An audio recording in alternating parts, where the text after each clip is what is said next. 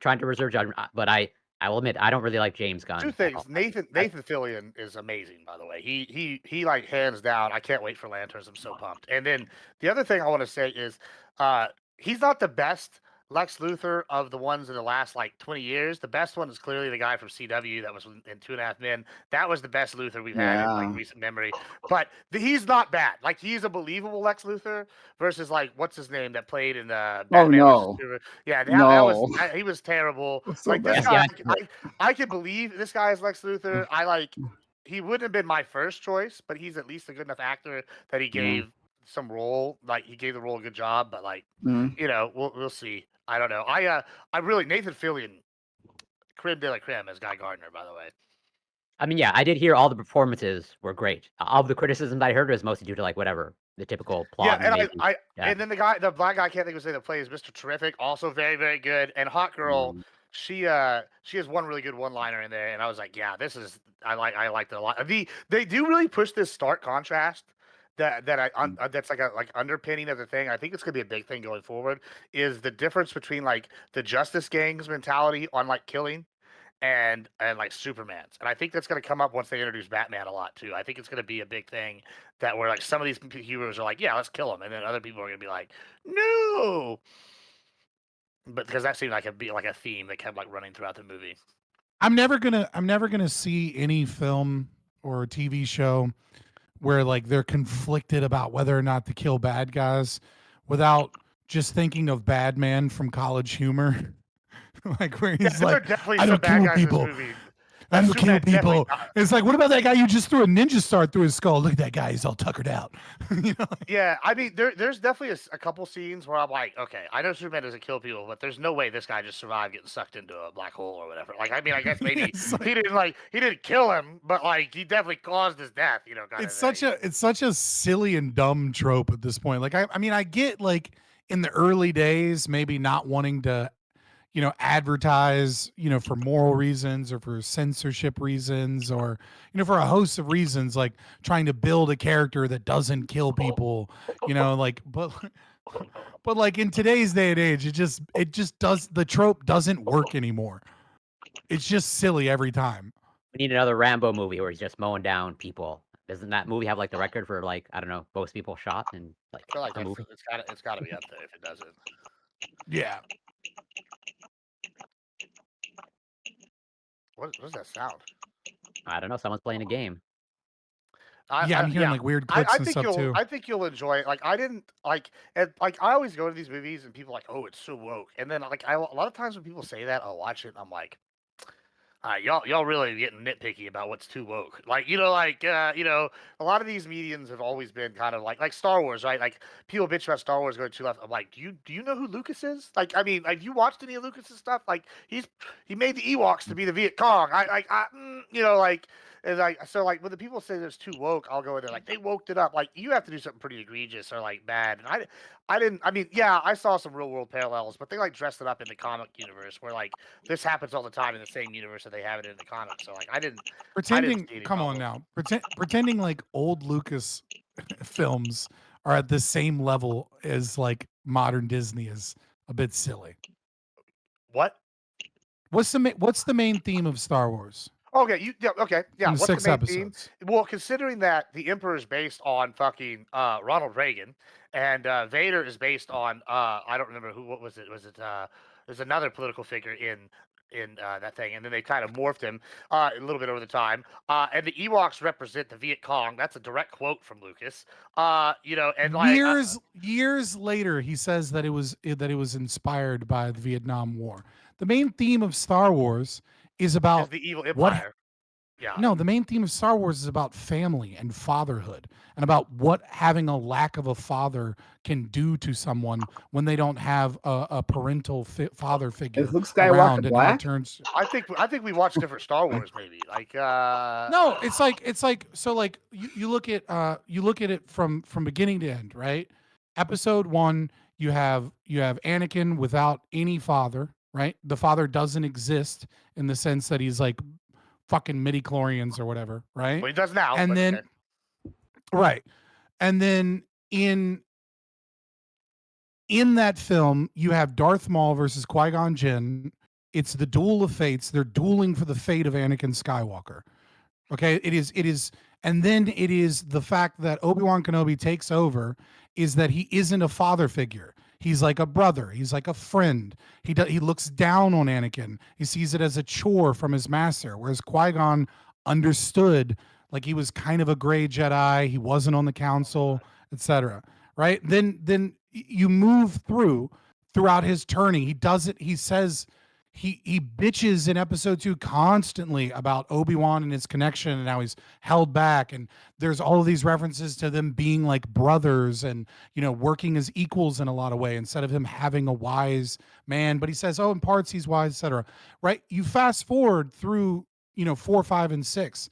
I mean, because I don't want to make this take like all fucking day on a soapbox, right? But like you look at like what is occurring, and it is about, again, it's Luke, and it's the fact that he doesn't have a father figure, that his parents are killed, and he has this call to action. It's the giant shock is that Darth Vader is his father, and they're playing with this. And the redemption arc of Anakin Skywalker is that he chooses to finally be the father that he never was, that he chooses to make the sacrifice for his son and to be a loving father for once, and then he's redeemed in his final death.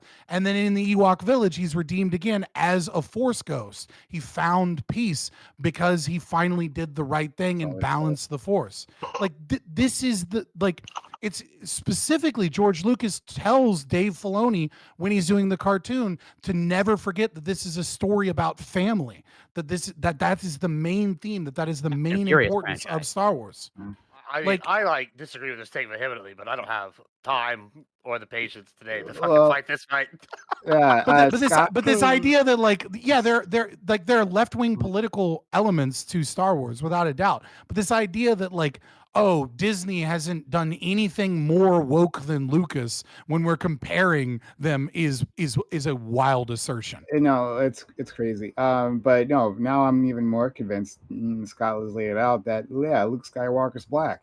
Well, to answer your Anakin, question, his father is Anakin- voiced by a black man. don't have any race in, Anakin Star starts as in an enslaved family. He leaves that. It breaks up the family dynamic, right? And he's not a father, and then he passes that generational trauma on to his son, right? And The yeah, lack of a father figure is what keyed Yeah. you in. yeah. Well, I mean, yeah, I had actually thought about it way before, but I mean, yeah, he's black. I could dig it. Well, we'll claim him. The black community will claim Luke Skywalker. We'll do that. Which you know what, the black community can have. I'm just Luke imagining and George Lucas, you know, Skywalker. fucking That's making what an they can have. entire scene that makes no point in the film whatsoever, that is just designed to be like, you will listen to Just to be women, clear, and then just to- having a whole fucking having a whole like 10 minutes of them being like, hey, did you forget that capitalism's evil and it tortures it tortures these poor little animals? We're gonna let them out, and it has nothing to do with the plot whatsoever at all. We just had to remind you capitalism's bad.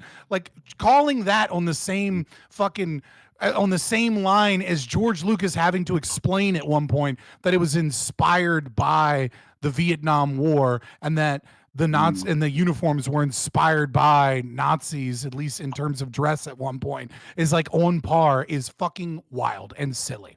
No, people talk about the larger point here, and I'm not, to be clear, Gibbs. I didn't hear your whole argument, and I'm not I like didn't even, I'm not even criticizing gonna you. try. I'm not even gonna get into Okay, sure. Well, this should be clear. This is not aimed at you. No to be very laughing, clear. Gibbs. it. Sure. But like people say, and it drives me up the fucking wall, right? Like, keep politics out of my video games or my movies, and or most of anything, right? They'll keep politics out of these things. No, these things have always been political, Yeah, I get that. all the time, right? Like, what you mean by political are things that are divisive, right? That's the word you actually want to use. Everything is political. It's just a matter of whether it's like there's a grand consensus around it or there's not, right? That's the only difference. I don't think that's So- what Or they're if you agree arguing. with the political message. I don't. No, I disagree. hold on, let me finish. Let me finish. So yeah, so you'll, and then like, so you'll have, so focusing on games for a second, right? You'll hear people say, keep politics out of my video games, and what are they responding to? a female character, right? Some female character of color who was like empowered or whatever, right? Like she's No, just like the main that's not character. true. No, it literally is. Now, I'm not putting this on all right wingers or anything like that, and I'm not even aiming this at right wingers. This is not actually an aim at them, right? This is that there's some things that are political, right? Some bodies that are political, some aren't, right? So like having a standard white male, brown hair main character looks something like Scott, but more handsome, and like Impossible. having that individual, that's not Thank you, political, Corey. right?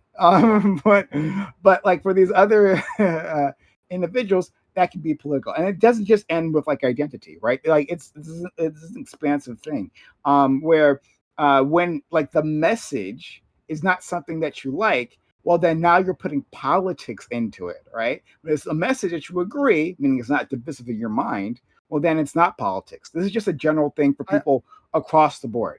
I think that one So no, thing though is I there's like vehemently disagree. wokeness. Well, there's like wokeness and there's like politics, right? Like politics in the thing can be good and bad, right? Or bad, right? Like if it's Wokeness and too politics. so like right, so I think they're two different things, right? And I'll use an example from Star Wars. Like Star Wars has always been political, like the whole theme. There's the Senate, there's all this other shit, right? Like that's the one thing. I don't think anybody's mad about the politics. They have trade embargoes, et cetera, right? Wokeness would be like they're like okay, they just have a character in here and it's just in your face with an agenda, right? Like I don't know, Haldo is a good example. She's like over the top in your face. She's like girl power, lesbian with a theory that's got like no. She's got there's no plot that makes sense. Like she does Scott. the reason her reason Because that why person she- doesn't exist. Hold on. I'm going to give you an example. I'm going to use a flip Scott. side, a good example of this, right? Where she has no plot, like reasoning for her logic. Her logic, when she does do, is terrible, and she's just like girl boss, girl boss. Versus like someone like Moff Disra, is a homosexual, Mhm. right? In the canon, but you only find out that he's gay when it's Scott. a one-liner off when he's like, oh, well, hey, we're gonna go see my husband, by the way, who's a art dealer in this kind of thing, and he's an expert in this thing. We'll go talk to him about this one item, and so it's just like a part of his character versus like, oh, we're forcing this character into you, and we're gonna do it in your face. Those are totally different things. It's not political. That's like wokeness for the sake of being No, woke versus first of all, good Yes. writing. Those versus things Wow. are good political. writing. You're just drawing a line between what you one word and another. That's like No, like political like to be anything. is a politics-based. political point, right? You're just Sure, now I you're guess, like but- moving the thing from political that I Wow. don't like to like from the word political to wokeness, but you're using it. I in didn't the do that. exact I didn't do way. that because I No, don't no, have no. a So problem hold with on. one Let of me- the same thing when it's done properly. It's that one is done without any proper writing or like insertion, and it's just bad writing, and it's woke to be woke. Then versus say like, that. Oh, Oh, I okay. did say that. Okay. And versus the But other no, one no, is, but you- hey, we're going to include this, and No, it's no. going to be part of it, You're and it is splitting woke, but it's political part of and being it's part of wokeness. being like You see well things written. when you do that, right? That's like a difference about any distinction, right? So Okay, political. Scott, I mean, woke is like a political term in the first There's a place, difference right? between When woke black to be being people started woke. using No, that, there's a difference between right? woke to be woke It and like literally well-written was and a political like, statement. It literally was a political statement, Okay. right? And they've been trying to. It's been people have been It's trying an to rob identity it of its politics original thing. meaning. But even still, right, in the context that conservatives have created for it, it's still a political term, right? And now you make but two one's discrete. a And now specific you make kind of two politics. discrete oh, okay, all right. Now that's different then. Now you're Hold on. making a subset of politics, which is fine. I'll do that, right? I agree with you. It's a subset No, of that's not it. That's not it. That's not what's happening. When people say keep and I politics, see your hand. when people say keep politics out of games, look, yeah, you can Fresh nutpick cut lactoid. and find. So when people say keep politics out of games, like, yeah, we can nutpick. There's always going to be some random lefty or some random rightoid that is like bitching about the most inane shit. And obviously, there's going to be like a whole host of right wing grifters that make their entire like YouTube or Twitch career about bitching about wokeness in video games. So they're overtuned to see like even the slightest hint of something, right? It's like nobody knows what like, you know, Ghosts of Yote is going to be like, but the fact that there's a woke chick that is, you know, the voice actress and modeled after it, and there's like, you know, hotter chicks in games are like, oh, look at wokeness coming, and it's like, we'll wait and see. They're probably going to be right, but at least fucking wait for the game to fucking come out. No, when people say keep politics out of games, they mean exactly what Admiral Gibbs is talking about. And it's not about whether or not it's left-wing politics or right-wing. Nobody bitches about politics in fucking Metal Gear Solid. Nobody bitches about Got your politics example. in nobody bitches about politics in fucking oh my god, what's that Death Stranding. Nobody bitches about heavily political games. Okay, you can keep pointing and be proving like, me right. You're No, proving I'm me not right, proving you wrong. though. I'm That's proving you wrong. No, no, you're no. trying to Okay, take no, okay. no, stop. Hold You're on, trying to you're take getting annoyed, and you should get no, annoyed. Like I'm not trying to fight stop, you, hun. stop, I'm not like, stop, trying to make this a big stop. thing. You're Okay. trying to Fine, I'll make it a divorce. big thing. First of all, you're sneaking in a meme I'm not of a making a meme. statement, which is the personal is political, and you're weaving in and out of that. Which like No, I'm let's not. just set fucking Carol Hirsch's feminist bullshit aside, okay? Everything And is political. secondly, I'm yeah, not speaking exactly. anything. Personal I'm is being, Carol political. Hirsch, Yeah, exactly. I'm being Yeah. very explicit that everything is yes, political. I it's- said that everything yeah. is political, not the personal. exactly. Everything. Yeah, exactly. You're playing off of a phrase that is very similar to like Black Lives Matter, right? Where it's like Black lives obviously do what you're matter. saying, I mean, right? It's like I agree with that obviously what too. you're saying is true, but you're sneaking in standpoint epistemology and systemic oppression as a means of, and anecdotal evidence as a means of fighting a proof of the very concept. It's not actually saying that everything is political. What you're saying is I that am standpoint actually epistemology means saying everything. systemic I'm oppression matters. actually saying everything is political. I can't be Maybe any you more are. clear Maybe you than are. that. I have a Maybe long, you I have are. a long, more Okay, I'll expansive give you the rant benefit of the about doubt. everything being political. All right, fair enough. Fair enough. I'll give you the benefit of that. But when people are like, get politics out of my games, what they are talking about is self inserts. They're talking about, yes, they're talking about wokeness, but they are talking about the fact that there are plenty of, like, as an example, nobody even really cares about wokeness in games. Not really. Because Baldur's Gate 3 was woke as fuck. And every single right wing fucking keep wokeness out of games was playing the fuck out of it and talking about how great it was. Because what they're really talking about is that there's a pattern. And the pattern is we see some fucking game developer or somebody on Twitter start ranting about whiteness and bitching shit. And then we get some leak of like DMs where they're all bitching about how Elon Musk is the next great devil. And then we see they, them pronouns are going to be in the character creation. And all of a sudden, we kind of know chances are this game's going to be fucking trash. And the reason the game's going to be fucking trash is because the entire development has been by a bunch of people that are more concerned about politics than they are about making a good game, and that they want to insert narratives and they want to preach to you while you're trying to play a fucking game, and they want to tell you about how you're bad and how you need to have their political opinions, as opposed to the story needing politics in order for the character motivations to make sense. That is what they are talking about when they're like, get politics out of my games. Yeah. So, I mean, like, first of all, you just did the very short version of what you just said was like, go work, go broke, right? That's basically what you just said. There's no need to straw man my argument into something. No. I'm not trying to straw man your argument here. I never said anything about how much money they weren't going to make on a product. No. But I'm talking about people being upset. I know you didn't say that. I know you didn't say that, right? But right, you're like, well, this game is going to be bad because of it, right? And the next step from that is that like these bad games, because of their politics, because of their focus on that's not my argument at all. Type of politics, right? No, I understand that you didn't say talk about money. I understand that, right? I'm saying that the next step from that would be broke, right? Because like if the game is not good, that's why it's correct. That's how it's usually framed within these circles, right? These anti-woke circles.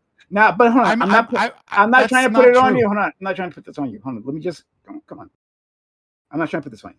I'm just but hold on, I take it back. I withdraw. Is a retard doesn't mean that we all that go, argument because I don't want you to get distracted by that, hon. I don't want to get distracted by that, so I'll withdraw that argument so we can move on. So like so like you just like reiterated my argument.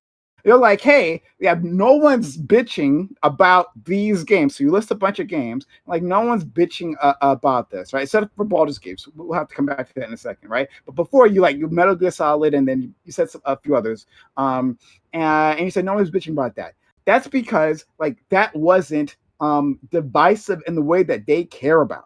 Right? You're right. Those are deeply political games. Metal Gear Solid is extremely political, right? That's talking about like imperialism. And hold on, I'm going to finish my point. Talking about imperialism, talking about the military-industrial complex, right? Those are deeply political, but not in the way that are algorithmically valuable. Yeah, which is what we they're see. not preaching. They're not preaching to the gamer about how the gamer is a piece of shit for their skin color. Correct. Yeah. That's There not what are I'm saying. actual Hold on. political No, issues hold on. that are important I to am the story. going to finish my point, right? Because there it is again, right? Like you feel like this, like they're telling me being like you get from these games, and maybe you can name the game so we can actually like Veilguard, Dragon Age Veilguard is a prime example. I didn't of play it that being game. preachy and like telling like it I didn't play that destroyed one. everything you did I mean, and that moved it to the Deventer. It made all your choices meaningless. It was full of like Yeah. all kinds of bad combat. Well, that's why I use combat Hold on, wasn't Waldo versus horrible, but Disra as but- an example of the same and it's like universe. and it's preaching to you about some shit that doesn't Yeah. even make sense in the So lore,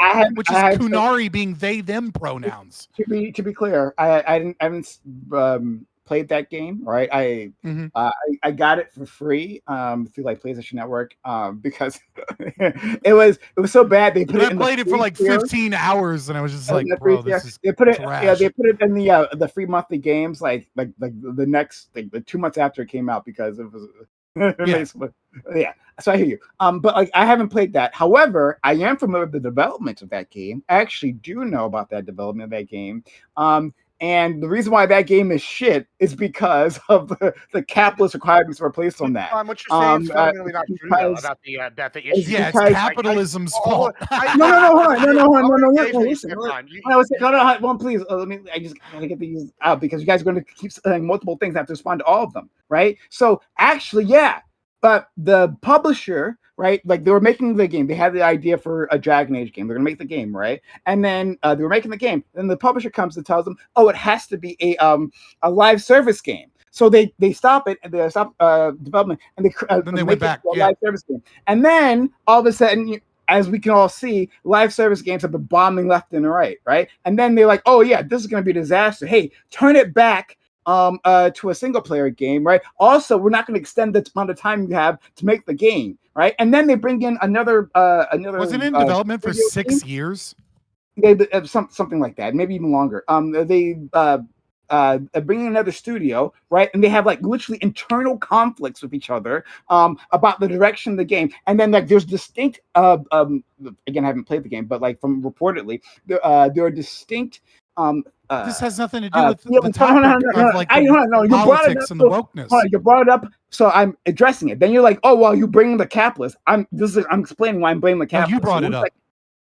You He's brought a explaining Veilguard. it. Did I bring up the Veilguard? No. You asked me for an example, and then Yes, you and then I'm then responding you with an Explaining why that example. example exists. then you diverted from One second. wokeness or politics in games. That's okay. All Be right, like, well, oh, I'm actually, going it's to- bad I'm going because to finish capitalism. my point. I'm going to finish my point. I was going to make this a friendly conversation, but now I guess I got to kick it up a notch. But like, Get in. hey, like the the Veilguard. So anyway, they brought up they have two distinct feels to like different. Did he parts cut of out the for game. everybody, or is it Because just we me? had- Oh, there we go. Because they have different teams doing it who have different ideas about like one part of it's more friendly and flirty. The other one is like more serious. That's because these two teams were clashing, right? So then you get a product that is shit, right? And then people say, well, oh, okay, well, this was a problem because it was woke, right? That was the problem. That was the issue. No, there was a torture development cycle. That's the issue, right? So to have a plot, a storyline, right? Characters, meaningful characters that make sense, right? That have that level of continuity within the constraints that they were working on, make it damn near impossible to put out a good product, right? That's So what how I'm did that saying. force them to be preachy and about Fine, that's not- pronouns? but hold on, I this is- haven't But watched. you didn't and address played what that I game. said, though, Prime. I This is the because I got a whole shit, a whole of things to address here, But right? I wanna you let him already finish. said I'm about to address you you, already right? said So the you're talking opposite. about You already said the Hodor. opposite of what I did, though. You said. Well, I was said just it's trying to not- get you back hold- onto hold the on. topic You- instead you of know, diverting. You said this just now. You said, "Oh, it's not about the thing that they're mad about," and that's why. So that's why I brought up Haldo, and then I brought up Disra. I They're was going two to address characters. Haldo. Hold Me on, too, with the next same time. character. Haldo is a preachy, like No, she isn't. badly written character. She No, doesn't she have any isn't. plans.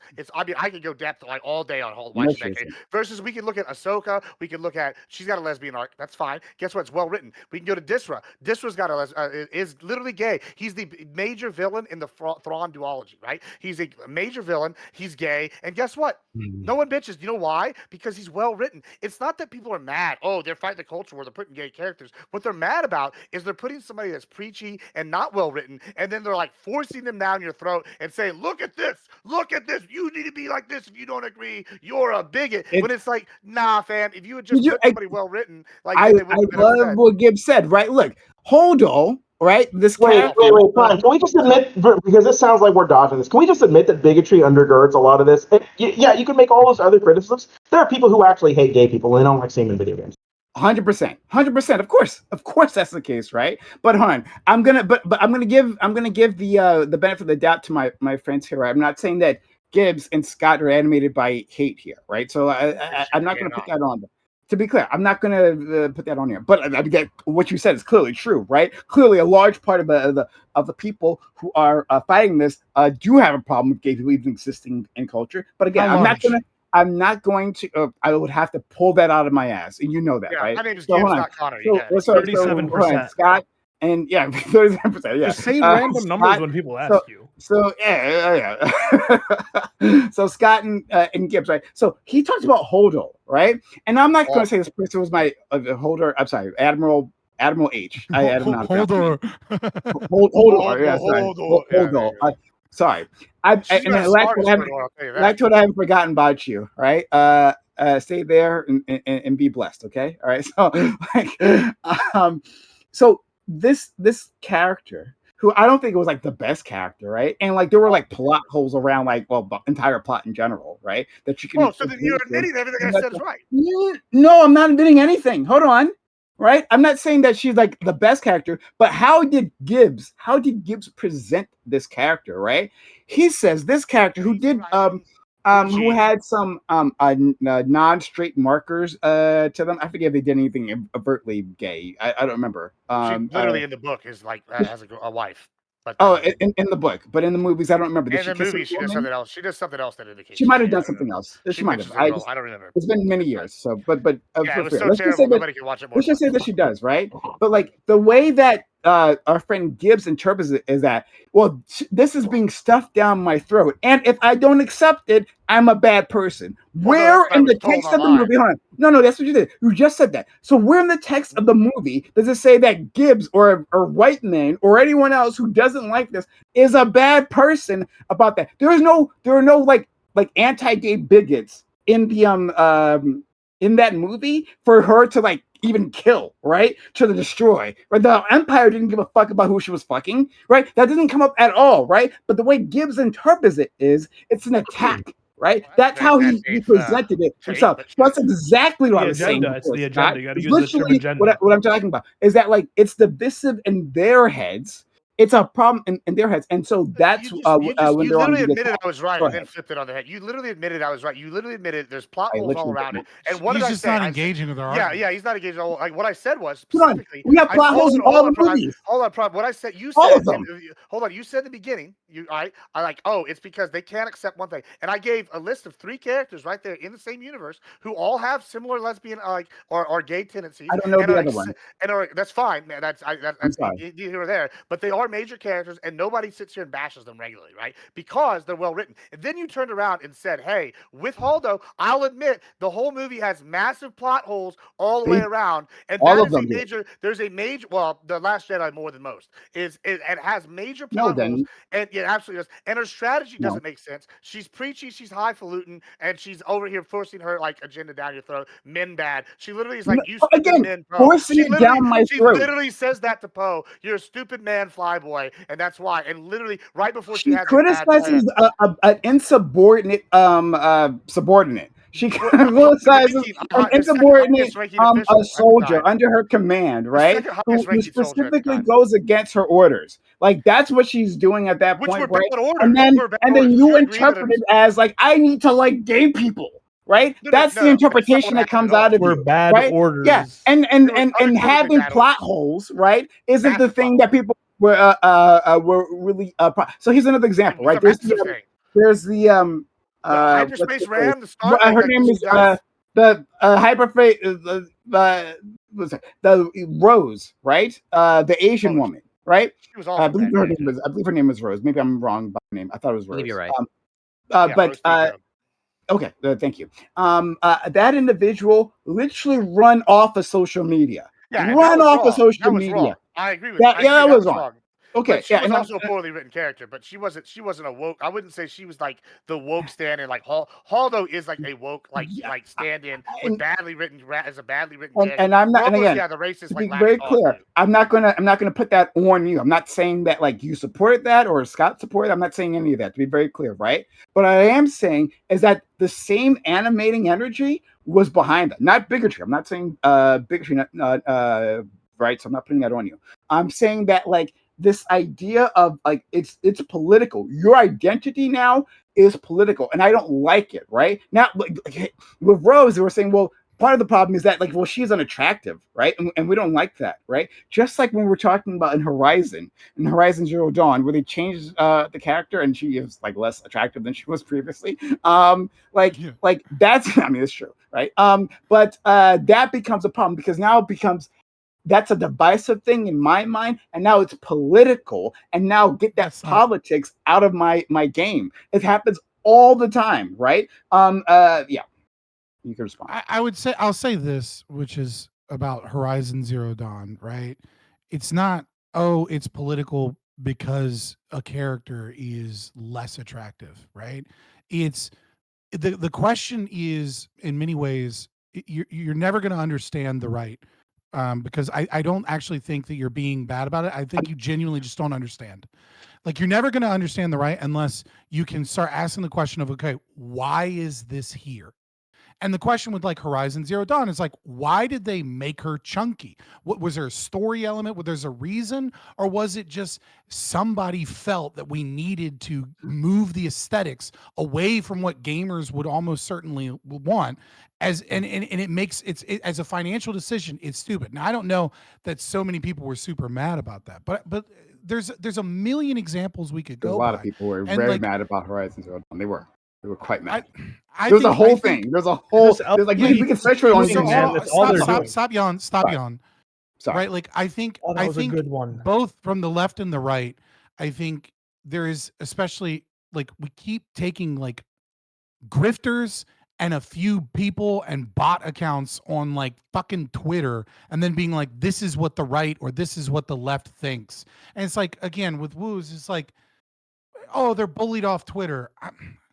You got to stop fucking reading Twitter comments if you're if you're fucking Hollywood actress, number one. But number two, I don't know how much of that, I don't know to what degree, what percentage that's measurable. But so when I'm looking at examples of like things, it's like, remember that Captain Marvel scene where the guy goes, nice scuba suit, got a smile for me?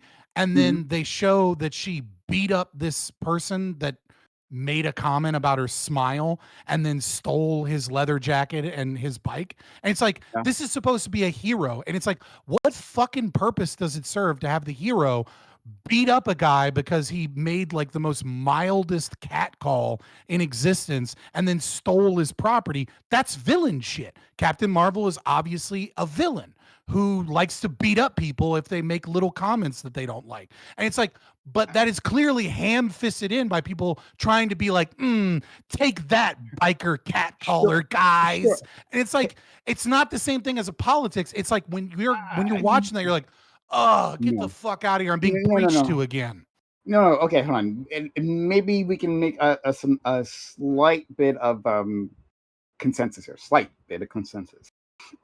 Is that one, to be clear, I wasn't aiming this at conservatives. I said that multiple times previously. I'm sure you can remember, right? I said specifically, I'm aiming this at everybody. Everybody does this. This happens on the left as well, right? What is considered political, right? If it's us, all the races getting together, it's fine, right? I don't see anything here. But if it's, I don't know, we should like ban teachers unions or something, right? Well, now it's political, right? Now you're putting politics in my movies, right? Like people do that on both sides. To be very clear, this is not an attack on conservatives. Let's try to make that very clear. Secondly, to what's the other thing you just said? You're Yeah, just you talked about equivocating Captain again. Marvel. You talked It's about not the Captain Marvel. argument. The You argument talked is about that it's one second. Hold on, preachy let me and that it's finish. forced. I know, yeah, and that's that the thing I doesn't was going connect to to say. the Yeah, story. that's the other thing I was going to. Come now. So Captain Marvel, right? Like, so what that it is, you're saying it's preachy, okay? I'm saying that like people use the word political for that, right? And it's because it's being preachy about politics that they don't like. So what I'm saying is that so where I'm trying to meet you halfway is people like there is a way to deliver a message, right? There's a good way and a bad way, right? And Gibbs was trying to say that before, right? He was saying there are other characters in Star Wars Do you have that any like people don't have examples? a problem. I think Oh my your God, argument would hold water if you had just one from like the last 10 years what, of any movie out of Hollywood or anything, which was only preachy towards the left and was like right wing in some I don't know capacity, why. and that we Trump wouldn't movie. see it as political, but other people would. Hold on. I'm just curious. There was I could see it being a thing, yeah. yeah, there was a movie about and I'm sorry, I don't know the name of the movie. I apologize. But it was about it was about teachers in schools. It was talking about how like public school or the city government is getting in the way of school innovation, right? And these private charter schools are actually the better choice. And if it won't get past these politicians, we could have these charter schools. And there was a black actress. Send me that, because I'd like to see if it holds, right, that a political message that you disagree with has the same concepts as like bad story writing, ham-fisted in, it's just about their identity, and it actually detracts from the story itself, because But it's not we going have to be about thousands of identity. examples of that. But it's not going to be about identity for the left, one or the other. It's not going to be about it. We don't fight in the way on identity in the way that you fight on identity, right? It doesn't mean the same to us in the way that it means to you, right? We have different conceptions of these things. I and think how it's the exact it opposite, offends right? us. Like you guys are the ones pushing identity, right? My friend, again, like it doesn't even matter here because I'm not aiming this at the right. I'm not aiming this at the right. I'm aiming as at general, right? When I said when people talk about anything and they say don't put politics into this, they're saying don't put the politics I disagree with. In any case, the last thing I'll say, because I want to get this out so I can get to Lactoid. He's been waiting very patiently for us, right? Is fair. That there's a good way of presenting a political point and a bad way of doing that, right? And the way that people express that oftentimes is, hey, it's political, right? But they only do that, right? They only do that when it's something that they don't like. It's ham-fisted, maybe. They'll maybe use other words. Maybe they'll use the words badly written when it's something that they agree with, but like they just like the execution is bad, right? But it's political. Baldur's Gate 3. When there's something I disagree with. I'll have to come back to that in a second. One, I don't know about the discussions about Baldur's Gate 3. But everybody on the right loved it, despite it being having a fuck ton of leftist identities and things. It's hard for me to talk about furry sex. There's gay vampires that you can fall in love with. That's why I talked about the Admiral H, because I don't know the other ones. I'm sorry. Right, but you know that there are games that are pushing all of that stuff, and nobody cares. Lactoid's been waiting for so long. Let's get Lactoid. Wins Game of the Year. And then we gotta. And then there's something else I want to talk to you guys about. I didn't want to talk about this. Something I wanted to talk to you about last week. But go ahead, Lactoid. All right, I got some notes down here. So I do agree with you, Prime, when you say that there is a group of people that are really just hungry, I think, for media that like pushes a right-wing perspective, right? The Daily Wire is really trying to capitalize on this. They have an entire like TV and movie department that's like really focused on these, in some cases, like relatively over-the-top movies that have like a very firm conservative message, like Lady Ballers, for example, like What is a Woman, like these kind of documentaries. Or School Lady Shooter Ballers, one was dope as fuck, straight though. up. Well, I mean, so again, you're going to find ones that are pretty good, but I think this demonstrates like an appetite again for just like ultra, like just right. We want right-wing media, right? But I think this is a minority because as kind of culture is moving leftward, you're just going to see a lot of the conservatives just simply prefer the way like movies were as they perceive them. And you're going to have a lot of the like more progressive types want to see movies change. And I think that the movies changing and being seen in a bad light, when it's seen as inconsistent and cringy, I think is kind of what we're talking about. So I basically put like left-wing political movies into two different camps: inconsistent and cringy political, and consistent and non-cringy political. I think the inconsistent and cringy political movies, they're not true to their lore. They take advantage of a prior audience intentionally. They focus on shame. They select controversial issues very intentionally to move an audience, as opposed to it being critical to the plot as a plot device. And they, I think, surely, very many cases, it's just a poorly made movie as well, right? Just bad acting, bad lines. I mean, that can kind of turn people off from it as well. Some examples of this: Gay Ellie from The Last of Us, that was cringe as fuck. Black Elves, I didn't like that, non-canonical. She-Hulk, ultra cringe, very much focused on, again, women empowerment propaganda. Taking away the boobs in League of Legends.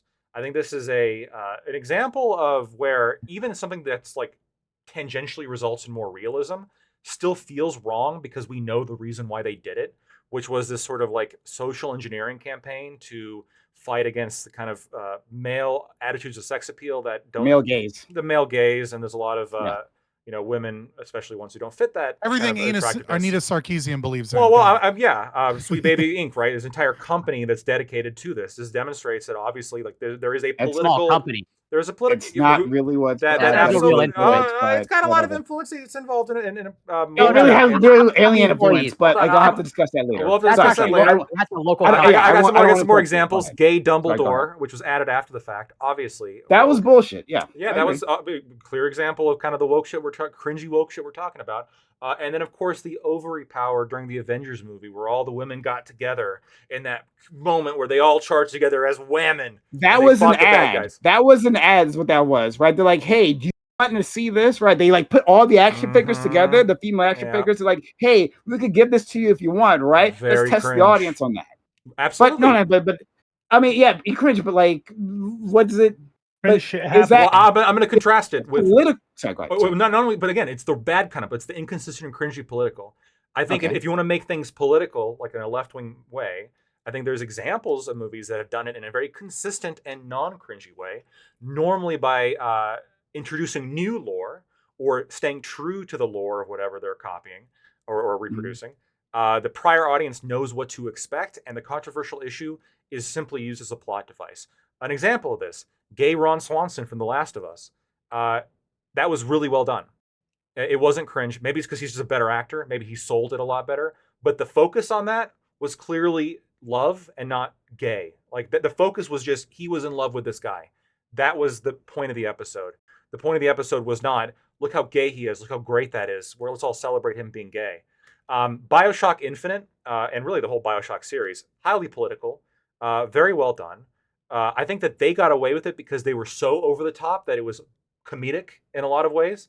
I think that's one way you can get away with it. Also, the original BioShock came out way before our like current YouTube algorithmic driven content. That's true. That's true. But BioShock Infinite didn't, and that's political in a whole different way than the first two games. Fair. And I think that was over the top in a way that made it clear they were mocking the sort of like racism of the past or whatever, but they were also sort of mocking the way game developers will, or really media developers will, make fun of that.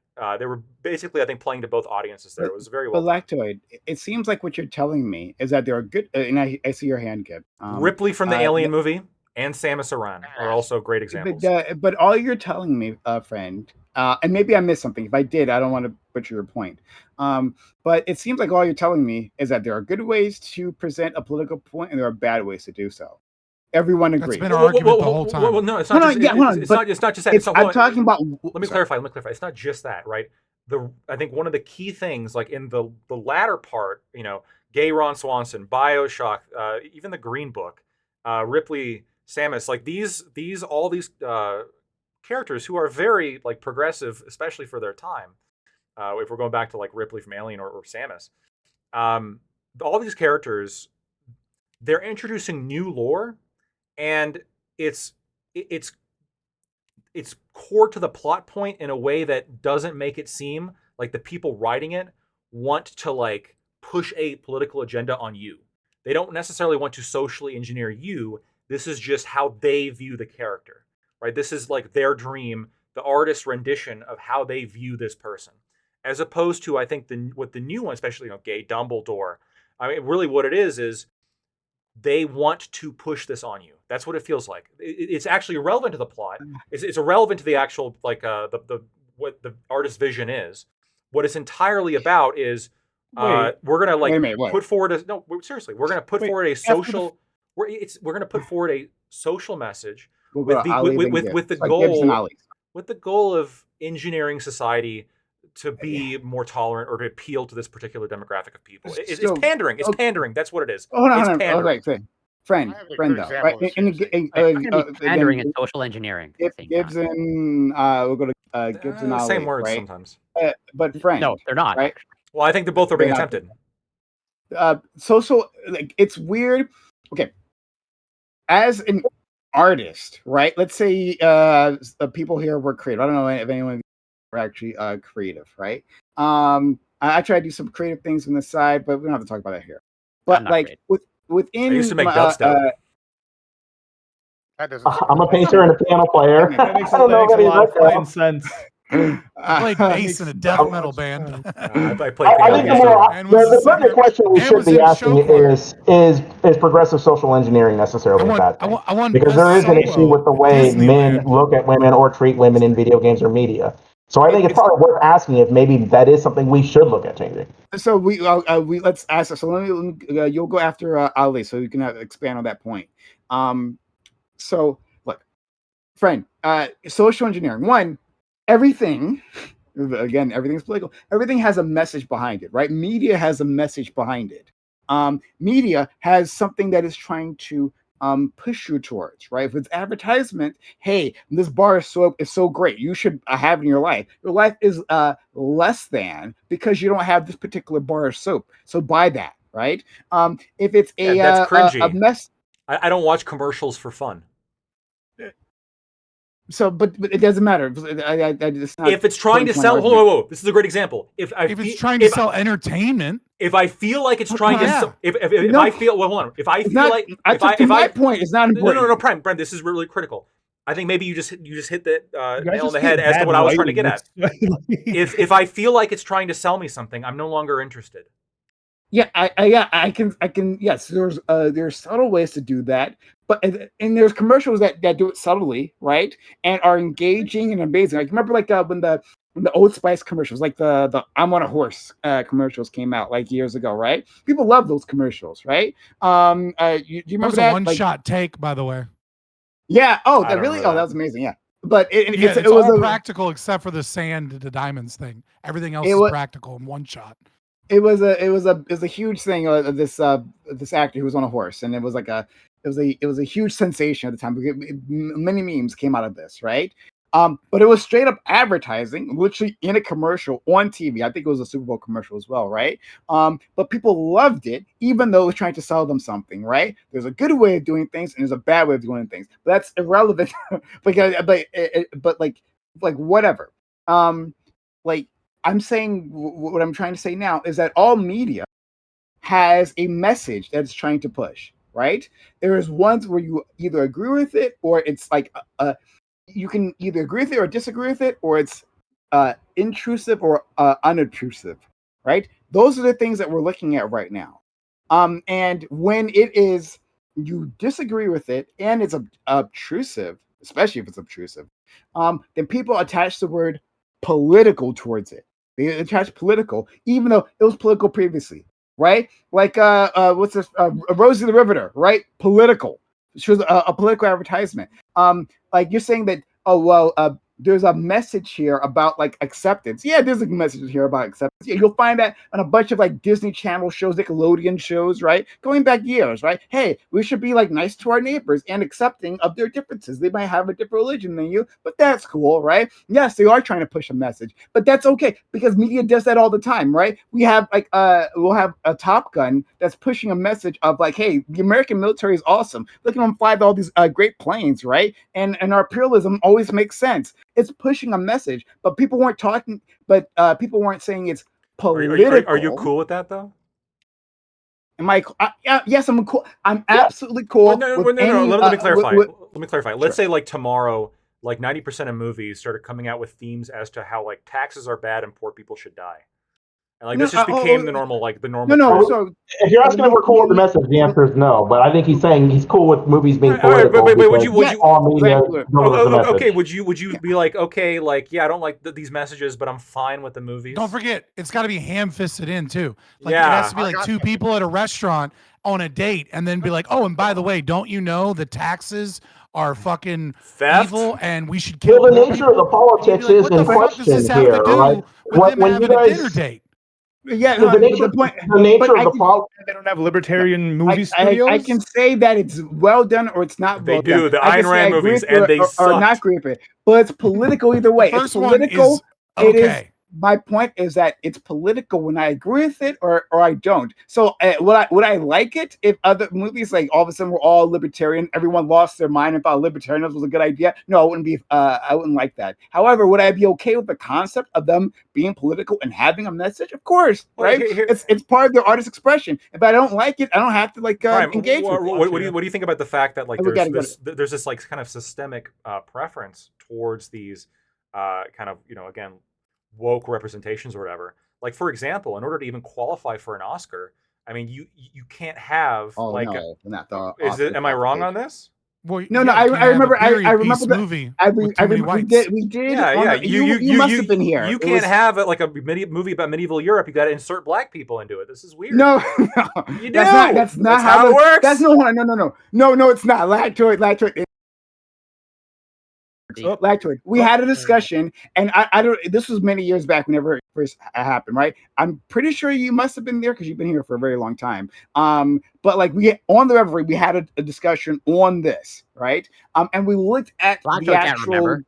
Yeah, lactose. I know. I'm looking at the requirements right here. Let's fact check. Go ahead. There are plenty of requirements, right? Like, so they're like to meet the requirements. Like, they give you like a whole bunch of outs, right? Like, you could have like your hairdressers could be like people of color, right, or whatever, or like meet some sort of like authentic group. There's a whole thing. Hold on, I can't adjudicate this right now. I'm sorry, friend. Oh, but we can't. I'm looking right here. A lead actor. It says right here, one of the lead actors has to be from an underrepresented racial or ethnic group. If I'm doing a period piece in Scandinavia about the Vikings, I remember this, and I can't do this with you right now. Lactose. Yeah. At least 30%. Hold on. At least 30% of all actors need to be from two underrepresented groups. It doesn't have to be just in front of the screen. It doesn't have to be just in front of the screen. That's literally. You don't. You're misunderstanding. I'm going to read this. No, I'm not. Standard A, on-screen representation, standard themes, and narratives. Multiple standards. Okay, hon. Are there not? Were there one standard, or there just one? Is it one standard? Hey, the only way to get an Oscar is to have underrepresented groups in front of the camera. Is that the case? Yes. No, it's not. Yes, it is. Oh my God. I'm gonna post it. You read it. No. I'm 100% correct. Let's go to our friend Gibbs. Then we'll go to Ali and LSP. I think I can actually get you to switch positions on at least one example, Brian. And I think we're about to have it happen. Do you remember Rogue Squadron, the games and the books, and Lucas credits Rogue Squadron and Thrawn Trilogy for being the reason why he came back and made Episode 1. Wedge Antilles, the most badass pilot in the universe. He got 2 Death Star killed. Without the Force. All right, here's the original book. This is Rogue Squadron. All right, this is Rogue Squadron. This is the original book. This is actually not the original Rogue Squadron book I have, but this is the one that's holding together now. And right. Yeah, it's good. I have the original back here, but it's taped together. I didn't want to pull it out. But, cool book. Everybody loves it. There's supposedly going to be a Rogue Squadron movie coming out that's taking place in the new canon late, like somewhere like post. Disney keeps dropping the ball. Yeah, whatever. Yeah, we'll see. Right. So here's the thing. They actually Well, the Force decided is female, Disney, so you know. Disney decided they wanted to replace Rogue Squadron because one, I guess they didn't want to Why don't you replace the Wedge clam actor, up which on I that think is one, weird. buddy. They've done that a million times. Replace actors. It gets worse. No, y'all are gonna believe me when I tell you and show you this. But they decided they're gonna replace it. They needed something that's gonna fill this stereo group, the group, the people that wanted to liked Rogue Squadron originally. Do you want to know what they replaced it with? What group that was? They replaced it with this group. Can you want to guess the name of the squadron? It's called Alphabet Squadron. The Rainbow Squadron? Alphabet Squadron, bro. It's literally called Alphabet Squadron, and every person in here is a POC or a like non-traditional, or she's got the crazy blue pink hair and she's dating Little on the nose. Every single, literally called Alphabet Squadron, and the book is not terribly written. But whenever you decide we're going to market to the same group of people for this book, that we're going to put in the replacement's going to be this book, that's shoving an agenda down their throat. And the Alphabet Squadron books only got two books have come out, and they've stopped making them. Versus the Rogue Squadron books are still top sellers to this day. Corey. Why is that? Because these are well written, and you're not forcing an agenda down. These are war stories. This is unmitigated bullshit. Hold on, Gibbs. What did you tell me? All right, so I haven't read. I actually haven't read either of those books. I never read the Rogue Squadron. I always focus on the ones focused on like the Jedi. That's my thing. A little bit on the nose. No. But it can be on the nose. Yes, you can have references that are on the nose, right? And you can disagree with those references. Some references are subtle, some ones are not. But once again, but they're doing all I'm saying is that Rogue Squadron exists in new canon, Prime. That's what I'm saying. Rogue Squadron currently exists in new canon. We know Wedge is alive. What are they? They're not using the. Well, but the difference is, why aren't you using the Rogue Squadron? Because they hate the legacy of George Lucas. But they are in the new canon. They are in the new canon. Yeah, they are in the new canon, like you said. But right, they are. But but there are other squadrons. They've never just used. Literally have Rogue Squadron. They've used literally in the novel. They're the replacement for Rogue Squadron. So like what you're talking about is not true. Like you're just wrong. Wait a minute, hon. You said they were in the new, and they are in the new. And this is the replacement for them. They try to replace. Yeah, okay. They might have replaced them, but whatever. Like, hon, it doesn't matter. Hold on. Not from my point. Oh my God, friend. Listen to me. When I say what doesn't matter, you don't understand. You don't understand what I say when it doesn't matter to the point that that I've been making. Right? Sure. All this falls in line with what I've said. Hey, there's a message you agree with or you disagree with. Right? There's a message that's obtrusive or inobtrusive, right? This is a message you disagree with and inobtrusive. You give me another example, right? That now you are labeling as political. That's what it is. That's the point that I've been making. That's the point that you're missing the issue. Let me explain the issue then, right? We have an established loved character like Wedge. We have and then we have Biggs Darklighter. These are loved characters. Everybody likes them. We have established a cool squadron. That Disney decides in their decision, in the novel, in the canon, they're going to try to replace Rogue Squadron. They've since retconned some of this, but they wanted to replace them with specifically a group called Alphabet Squadron, who makes up what you would think of somebody called Alphabet Squadron. Right. Now, instead of giving people what they wanted, which was Rogue Squadron novels, which was highly requested, what they decided to do instead was write a new group and replace them and put them in their agenda. And it's bad, Brian. It's bad. Yeah, hold on. Gibbs. So it's bad. So you're saying you're sitting here going, you're saying it's bad, right? You're saying it doesn't matter because because we don't agree with their politics. Nobody cares about their politics. No, friend. That's again, you weren't listening to me because because that's not what I said. Doesn't matter. Right? Well, yeah, Gibbs, listen. Okay. What are you saying about this piece of media? Are you saying the media is bad? Well, it's twofold. That you disagree. Hold on. You're replacing legacy characters. Okay. Hold on. Yeah, you're using a poorly written. Hey, Gibbs, is it bad? Gibbs, is it bad? Do you not like it? It's bad. Yeah. Okay. Do you think that the message, right? So this is got a bad message, right? And Gibbs, do you think it's bad? Sorry, that's what you're confused about. I'm not saying the message that's being forced down their throat. That's bad. That's the part of the thing. It's not the message that's bad. Like the message is fine. This is where you keep going back. Oh, it's political. I don't give a shit about the in-world politics of this. Right? It's Star Wars. They're gonna have lots of politics. That's not the problem. So you're saying, okay, so you're saying it's obtrusive. So you're saying it's obtrusive, right? It's bad. It's badly done. Right now, follow it out. Listen, it's not that the message is bad because it's always been left leaning. The message it's bad because it's one, it's poorly written. Two, it's done just for the sake of being woke, shoving it in their face. It's hold on. What was shoved in the face? What does that mean? What does that mean? Does it mean it's obtrusive? Does it mean it's obtrusive? Instead of having does it mean it's obtrusive? Yes or no? Does that when you say when you say the term shove it? Hold on. Okay, whatever. Point had nothing to do with that. Now hold on. To like oh my God, please! I'm responding to like 20 different things I'm dealing with here. So 1 second, Gibbs. When you say it's obtrusive, right? Is that the no? Sorry. Let me rephrase that. I apologize. People keep interrupting me. So, when you say it's shoving it into my face or down my throat, does that mean the same as obtrusive? I would say probably not. How are those two things different? How are those two statements different? I mean, the way you're using obtrusive, right? Like, I'm not sitting here talking about that, right? I don't. No, how explain how those two things are different? How could those possibly be different? When you're saying obtrusive, right? You're like, how are you defining obtrusive? Just showing. Like, I'm defining as shoving it in your face. That's exactly what I'm saying. Obtrusive rather than subtle. Because here the opposite would be.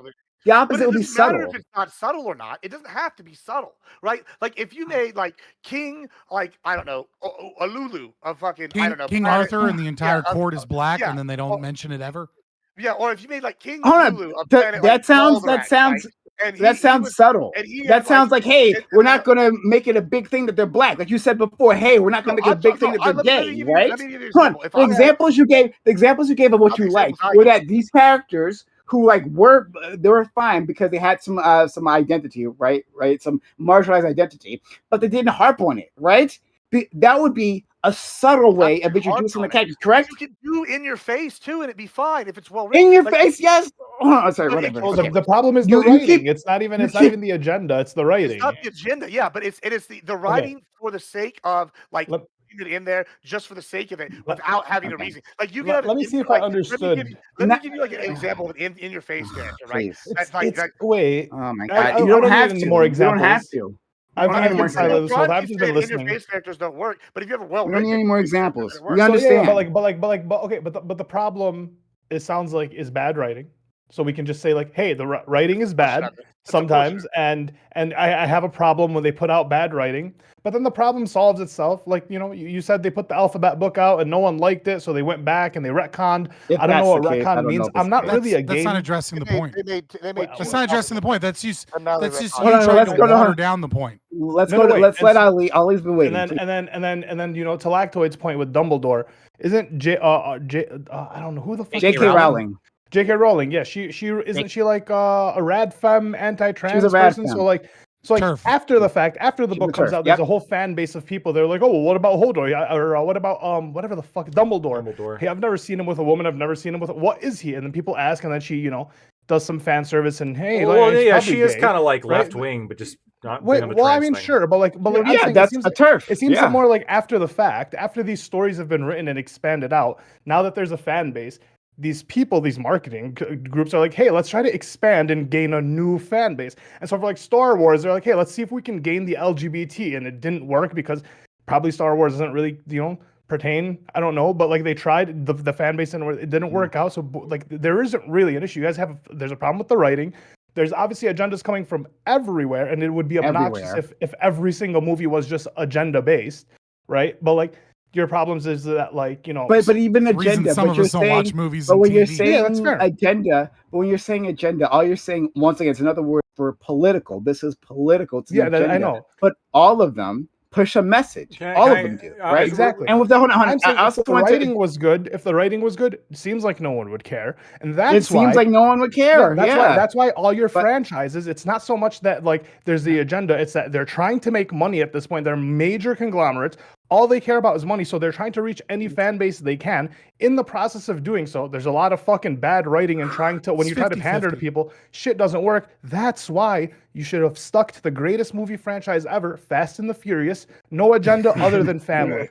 No agenda. No. But Lacto, the thing I want to address, right? And let's go to LSP and then back to you, Lacto, and then I do want to move on to the thing that I want to discuss. Before we have to do the Corey. I've been writing out a thing about this topic. Don't. Is that three? Please. How many paragraphs? I need to go before Corey. I've been writing out a list about this. Okay, I'm dead serious. I'm dead serious. Like you, this is okay. This is the free topic. I'll let you because I'm gonna address you for a second. All right, I'm gonna let you. Oh my god, like quickly. You have to quickly respond to me because LSP's been waiting kindly. Right, then we gotta go to Corey. Right? No. Me before. No. I say I'm gonna let you quickly address me because I'm about to address you. Oh, okay. Yes. I got you. Okay. All right, here we go.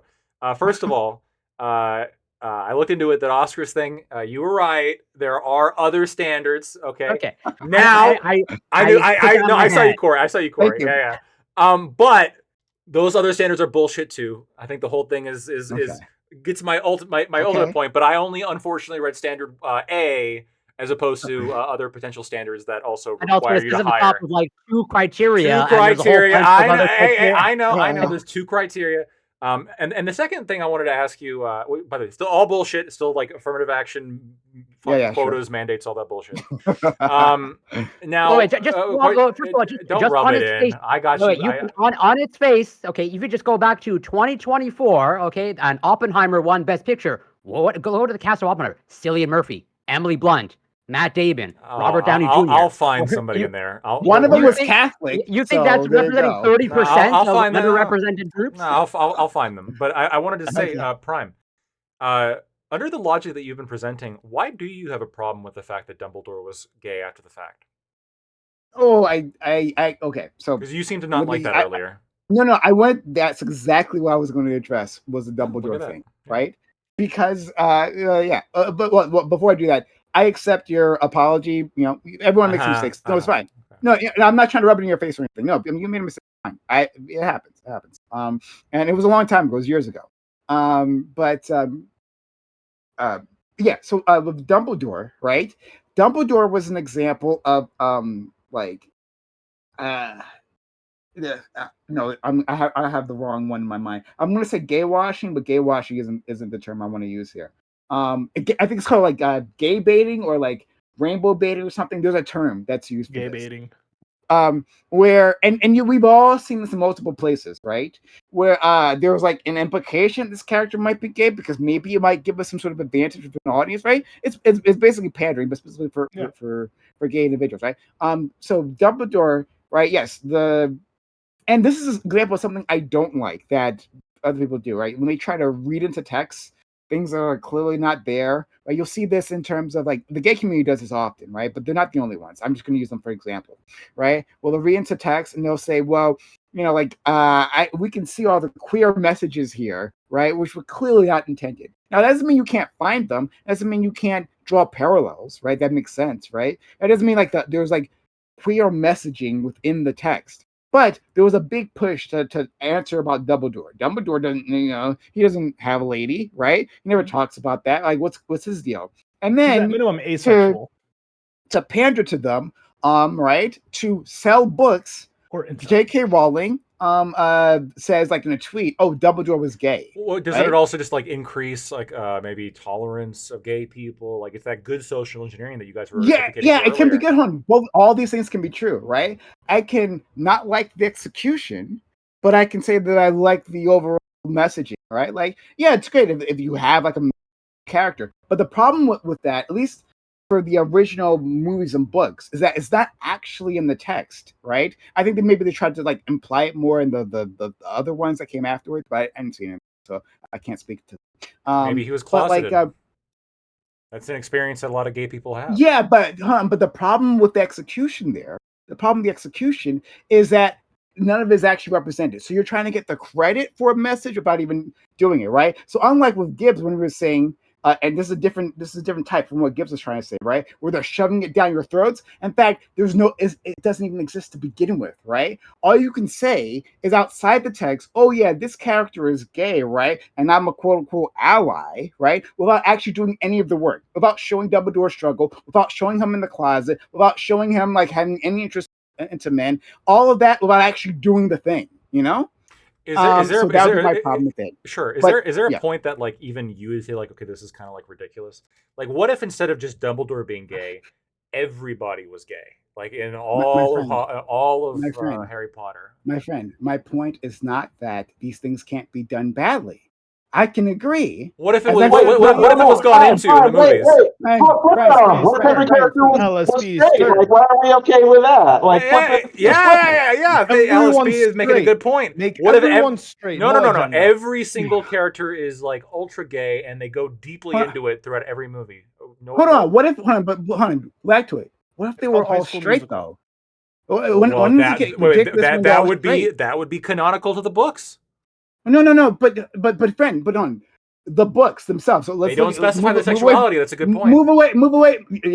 They absolutely show the sexuality of these individuals because they have like heterosexual relationships. Oh, so you don't have to gay people can't have heterosexual relationships? Well, okay, sorry. Elton John was married to a woman, Prime. Lactoid. Oh my God, I feel you're trolling, and I appreciate it. Am I wrong? Elton John was married to a woman. Harry Potter. Lactoid, please.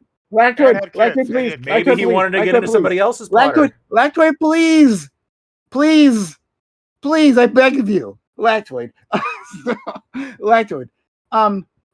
What if they were all straight? What if you had a series of books, right?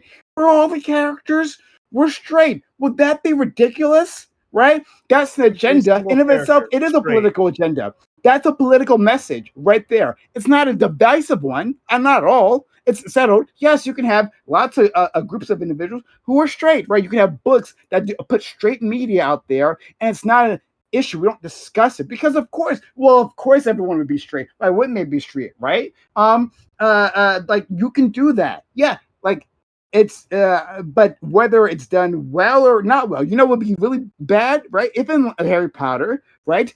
All of them were like talking about how great it is to be straight, right?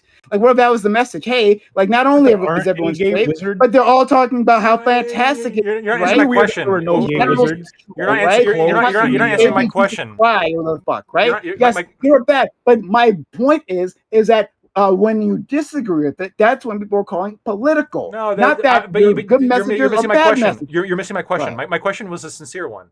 If it would, like, let's say the acting was very good, but everybody in the whole Harry Potter universe was gay, would that at all affect your appreciation of the story? My appreciation of the story that they made a gay Harry Potter movie, so like they like the official adaptation, like they took some creative liberty from the books and just made everybody gay. Or would you say this isn't really true to the lore? It's kind of cringy. No, my friend, remember who you're talking to. Remember who you're talking to, right? You're talking to the person, because people try to get me on this all the time, right? Because we would arrive at this later on. This conversation went on long enough, right? Hey, what if they made Martin Luther King white, right? That's the thing that you've asked me before in the past, right? Would you be okay with that? Yeah, I would. Actually, I want you to. I want someone to make Martin Luther King white. I want a complete race swap. I want them to do George of the Jungle with a black guy. I think the memes would be hilarious. Exactly. I want that too. I want the crossing the Edmund Pettus Bridge, right? With the famous footage we've all seen plenty of times, right? Of black protesters, little black children being attacked by police dogs, controlled by white policemen, right? Swap those races. Do that because there's artistic merit in that. I would love it, right? If they do it, because I think that could be done well. However, you could also do that badly. You could do that. My idea that I really want someone to do, you could do that badly. So going back to your example about the gay Harry Potter, right? You could do that really well. There might be a reason for that, right? But that's separate from the point that I was making about whether I would call it political. I understand. I'm not talking about though some avant-garde adaptation. I'm just like, I feel like if the Rowling inspired or like even like what if they made Little Mermaid black? Would I have a problem with that? I'm not a big fan of that. But if we're talking about the J.K. Rowling inspired and like consulted with movie series of Harry Potter, I feel like if they made all of them gay, That'd be weird. I don't know. If I went to everybody's going to see the first Harry Potter for the first time. It's weird that you're asking me whether I have a problem with it, because that shows that you like. At least you're moving on to another. What about Lord of the Rings? You're not engaging with what I was talking about. Not able to swim. What do you think about that? Hon, what? None of that matters, guys. Why do you keep asking me these things? The girl that played the Little Mermaid didn't know how to swim. I'll tell you why. So, Rings of Power, which I think is a terrible show for many reasons. Awful. But the Rings of Power did something that is anti-canonical to both all the prior movies that were incredible and also all the books. They made black elves. Well, okay.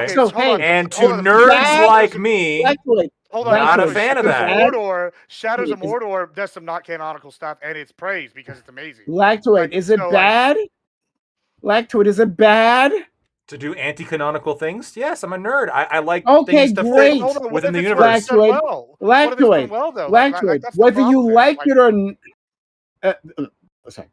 I'm just describing why I don't like it. Well, like if then it's fine that you no. Let's not go down this one. No, Rings of Power. It doesn't matter, right? The point is that people call these things political. They have a political agenda, right? Would you say there was a political agenda in that media, the Rings of Power? Yes. Yes, it's political when it's bad and done when they don't agree with it, or when it is obtrusive. That's when it's a problem. That's when it's a problem. There are other things that are changed within the text of an adaptation. Lots of things are changed within a text adaptation, right? All the time, because you're especially if you're taking a novel into in the movie, right? There's a ton of things or a series. There's a ton of things that are going to have to change, right? But some of them spark that political portion of your brain. Others don't, even though they could also be political. There'd be a political reason behind them, but they aren't divisive in your mind. So that's my point. You're just saying it's a bad thing. I agree. You can have a bad thing in the world, so you don't have to keep asking me, "Hey, Prime, would you agree with this?" I may or may not. But that's my point is that when people don't agree or they find obtrusive, that's when they attach political towards it. Okay, I got to move on. Sorry, LSP, and then Corey. Scott has his shortest point right now. I really want to move on, but go ahead, LSP. Yeah, I largely agree with the sentiment you're saying. I notice this everywhere. Saying something is political is just shorthand for shutting down all analysis. Because once you label it political, then you're introducing some sort of a divisive content. You're introducing some sort of a divisive concept that's going to alienate some people by saying this is attacking you or you or you or you. Right. So making it political, labeling something as political, already a priori establishes it a threat in a lot of people's minds. And with conservatives in particular. Anything you label as woke, right? You cast it off shorthand as woke, and your level of analysis stops there. The political heuristic that people are going to immediately is it's got a gay person in it, and I don't like gay people. Now, I'm not saying that about anybody in this panel in particular, but we're not seriously going to deny that America's got a major problem with hatred of gay people, or with a hatred of women, or hatred of people of different races. These are things that people have very hostile reactions to whenever they are. Okay, so and then the conservatives will only ever have two reactions to this. They'll either deny that this is a reality or they'll meme about it. Case in point. Before we go to Corey, yeah, you are using the wrong mic. You usually sound much clearer. I think you're using your laptop mic. Is that why it's not muting when I mute? I was so confused by that. Yeah, it's using my webcam mic. Could y'all hear me? Yeah, we can hear you. We can hear you. It just sounded robotic. It sounded underwater. Gibbs, you sound woke. You sound woke. Yeah, you sound like a black mermaid. There you go. Right. So, shit, that was racist. Landon Stewart. Sorry, 1 second. Landon Stewart, $5 super chat. Right. This was a half hour ago. I apologize, Sean. Thank you for giving a membership. But Landon Stewart sent a super chat saying, Gibbs is half lying because Wedge is the leader of Black Squadron, and the Alphabet Squad is a separate team formed from a specific for a specific mission. And then they later on go and say, yeah, Wedge is literally in other comics, right? So he's not being written out. It's literally a plot point that they're replacing. But we're like, okay, he's wrong. He's absolutely wrong. I don't That's know. why I can't tell. Maybe read this book, the second book too, Papa. There's 2 books, and they're definitely replacing them. In fact, it also played the Star Wars Squadrons game where they talk about Outback Squadron and Rogue Squadron get followed. Like, this guy doesn't know what the fuck he's talking about. But thank you for spending money on Prime just to show that you're a dumbass. I haven't read, so I can't tell. Thank you, Gibbs. All right, our friend Corey has been waiting, and we'll go to Scott, and then hopefully we can move on to the thing I wanted to mention. Well, I can be short because Lactoid knew what was coming. In terms of, I was going to call him out on him getting that criteria for nomination. The Oscar, yeah. Yes. Yeah. But what I will pose is just as a hopefully simple question. So Lactoid, is your issue, I guess, from my hearing, like similar to, let's say, Scott's in terms of like it being essentially like whatever shoved down your throat, or pretty much too much in your face, or just like in principle? Okay. Well, that's part of it, right? There's like, it's like a like there's a bunch of different factors that make me not like it. It feels like it's like a motivated, like it's trying to sell me something. Oftentimes it's poorly done. And then sometimes the message I just don't like. Like, I'll be honest with you. Like, sure. And sort of somewhat of a meme question, but how do you feel about Rocky 4? Do you think that's too like in your face, or I haven't seen it. Message? I haven't seen it. Which one's Rocky 4? It's the best Rocky of all time when he fights the Russian. The Russian, oh yeah. He defeats Ivan Drago. Obviously, he ended the Cold War. The best Rocky of all time. All right, that's really good. Well, and that's in your face. So this it doesn't get any more in your face than that. It's pretty fucking in your face. But it's well written. So it's not. So here we go. So I this obviously isn't all encompassing because I wrote it while we were on the panel to try and better explain what's going on here. It doesn't matter whether or not it's subtle or not subtle. It doesn't matter whether or not it is or isn't a political theme. That is not what it's talking about here. What I will say is, assuming in this scenario we're talking about political elements or identity elements that like are pro left wing, that there are essentially 2 categories of things. And when people say get politics out of my video games or out of my movies, they're talking about political praxis, not art. So to showcase what I'm talking about, here's some examples of political praxis, both in the way that they work and some modern examples. So characters are recast for identity reasons. This is like corporations trying to get a checklist, trying to make a message, trying to shove something in. A great example of this is Black Little Mermaid, right? Completely not necessary for the story, completely political. It was done in a weird way. It pissed off a lot of people. Doesn't make any fucking sense. Right. Number 2, political motivations or identity told in the story, not in the story, but told to the audience. So Tosh in Veilguard, right, where it doesn't make sense in the story. There's no previous lore in any way, shape, or form that Kunari have they, them pronouns. They have a robust culture and lore that describes gender dynamics very deeply in Dragon Age 1, 2, 3, and in the one Origins? about the church. Not Origins. It doesn't matter, right? Okay. So you get that. Number 3, political or identity elements don't have payoffs. So a great example of this is Far Cry 6. Throughout that entire game, there's like random dialogue about capitalism is bad and income inequality by Anton Castillo, and about him using cancer drugs and exploiting the labor of the island. And there's no payoff. You just go kill the bad guy. There's no like political like revolution that occurs. There's no like after this. There's no payoff. It's just there because they want you to hear these things. It's not there because it's deeply integral to the story. You and there's a payoff. Yeah, but that's it. You just kill the bad guy. There's no like post-revolution. There's no like. There's like it. There's the payoff is that you overthrow the dictator. On this thing. Kill the bad guy. Far Cry 6. That's fine. A lot of world building and like talk about what the revolution's plans is after. They just don't like talk. Like just don't have the new country of whatever. All right. Like, well, you can make that argument later, and then I'll do all of art with one example, which is Astarion in Baldur's Gate 3. Shows doesn't tell.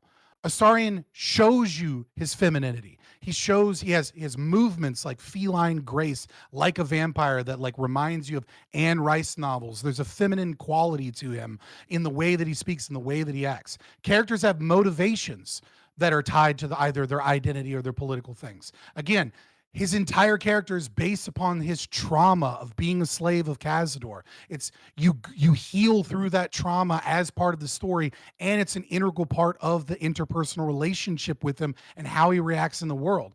You see his morality played out in the world because he believes in might makes right, because he's been forced to believe in might makes right. And that power is more meaningful, and that's why he feels differently about the tadpole. The political motivations are integral to the story.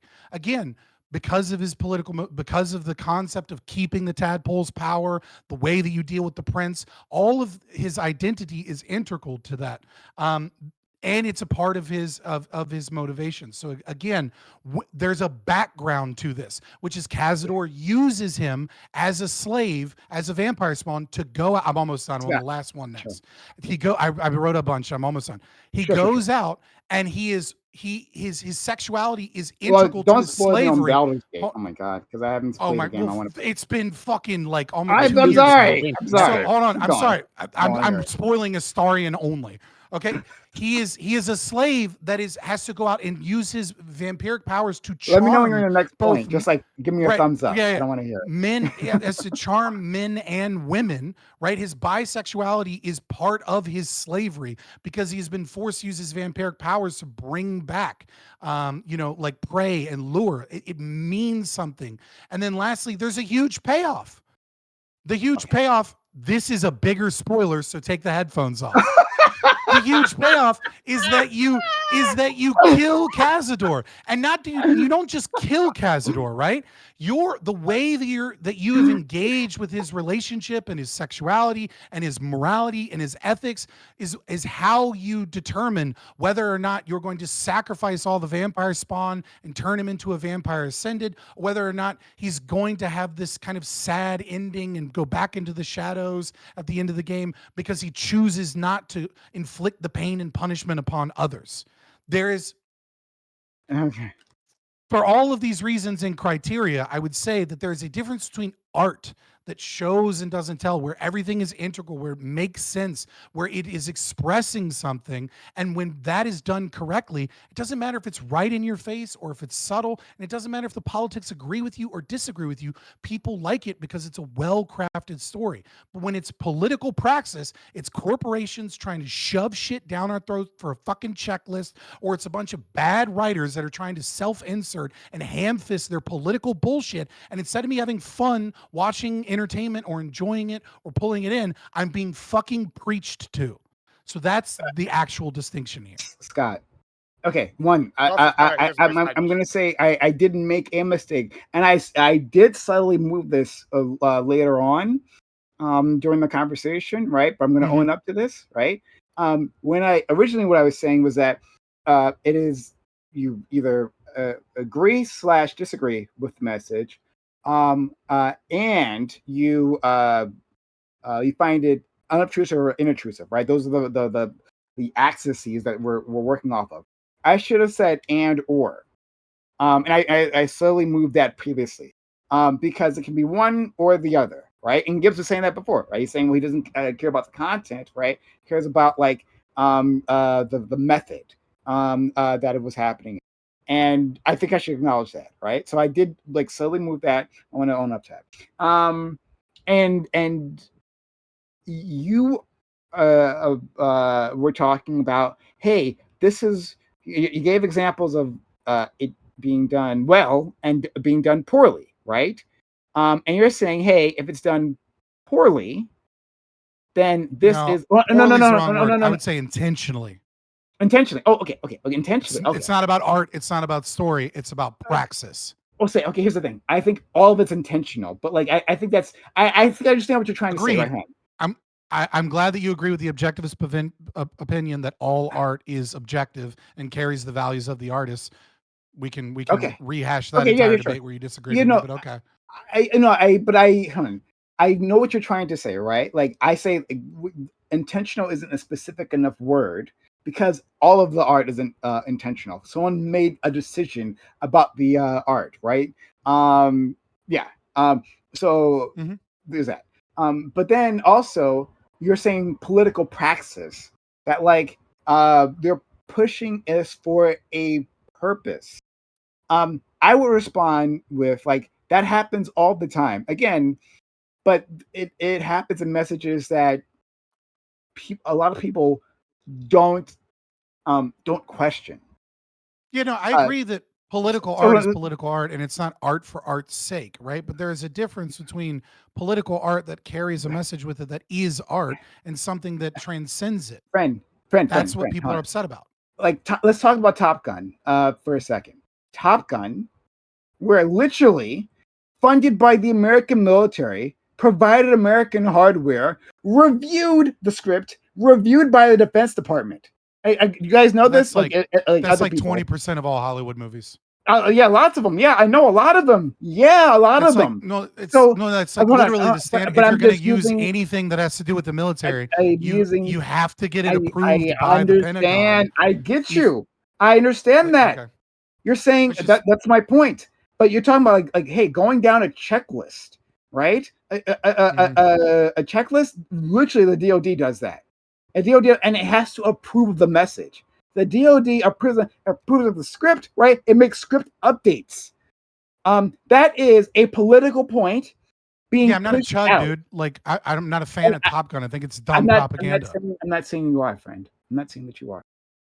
I'm just saying. I gave the criteria that I'm using. Scott. You're not arguing against it. You're just bringing up Top Gun. I'm not arguing against it. I'm saying that there's so much that we actually agree with, but you don't seem to be understanding that, right? That I said it before. Like, hey, you're actually saying what I'm saying. Remember when I was pointing at myself and you got mad because I was pointing at myself, right? At the very start of the conversation. I'm like, you're saying what I'm saying. That's what I'm saying right now. So any which way, yes. You can have. I'm glad you've come full circle and you now agree with me. Got it. No, my God. I want to move on so bad. Yes. Since I'm saying what you're saying, and I haven't changed. Okay. I guess you changed over time. There, except also, Stargate SG-1 is based, for the record. The universe is better. Universe too, yeah. Okay, so and I only got into Atlanta. Anyway, moving on. Let's. Oh, fuck. It's Ali, right? So you need to understand something. Let's say something about. Never bring up video games or Elon Musk before. I was going to bring up Elon. Well, I just brought up Superman, and we got to hear. That's yeah. So it's all Corey's fault. All Corey's fault. There's lots of times it was solid though. So I was going to say to you, Ali, right, is that it's not an Elon thing. It's that like sometimes. Like I'm getting drawn into these conversations. I don't want to be in them. I've been trying to end them. But like, you're the one that has an open topic. This is all on you. You're the moderator. No. And you have a free open topic. Hold on, I'm not blaming. This is not a blame. This is 100% your fault. I'm not saying blame me. I'm saying this is all you're doing, so you don't get to be like, I don't want this. No, wait. That's what he's saying. I blame Black. I'm just saying I get drawn into these. I get passionate. What I'm saying is crime gets passionate, right? And I was gonna make this a light and fun and flirty conversation. But then Scott made it like a big thing. Scott wanted to fight me. All right. And then I had to go. I had to respond, and I responded passionately at that point. I am who I am. Once you arouse my passions. Yes, that's right. That's right. That's actually true. Okay. All right. Here's the thing I wanted to discuss.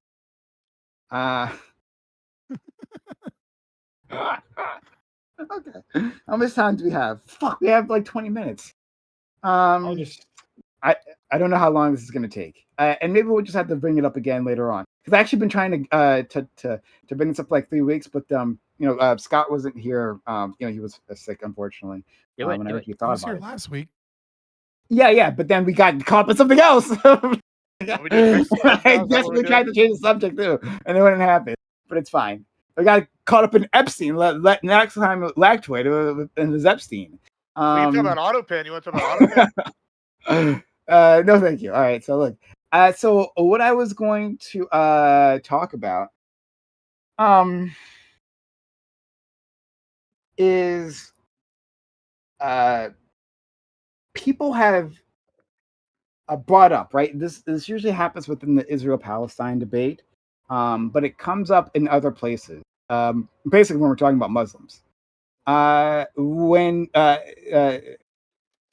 I'm saying our Muslim brothers and sisters are people, and that they can be dealt with, right? Like not dealt. Sorry, that sounds dealt with. Nice. Interested. I see someone's been hanging out with. I thought this was woke media, but I'm actually starting to like it. Somebody better sit down for this one. I mean that, like, did the U.S. military sponsor you just now? Yeah, I'm going down the checklist. Charlie Kirk, he's going to start working at Turning Points soon.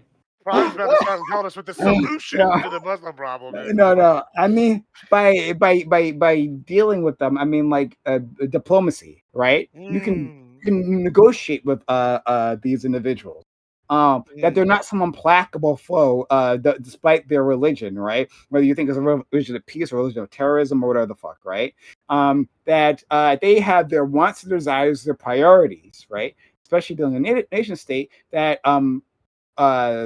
even if they're a theocracy, like, we can actually negotiate with these individuals. And so, it comes. So this comes up. Well, negotiate about what in particular? Because maybe we can't.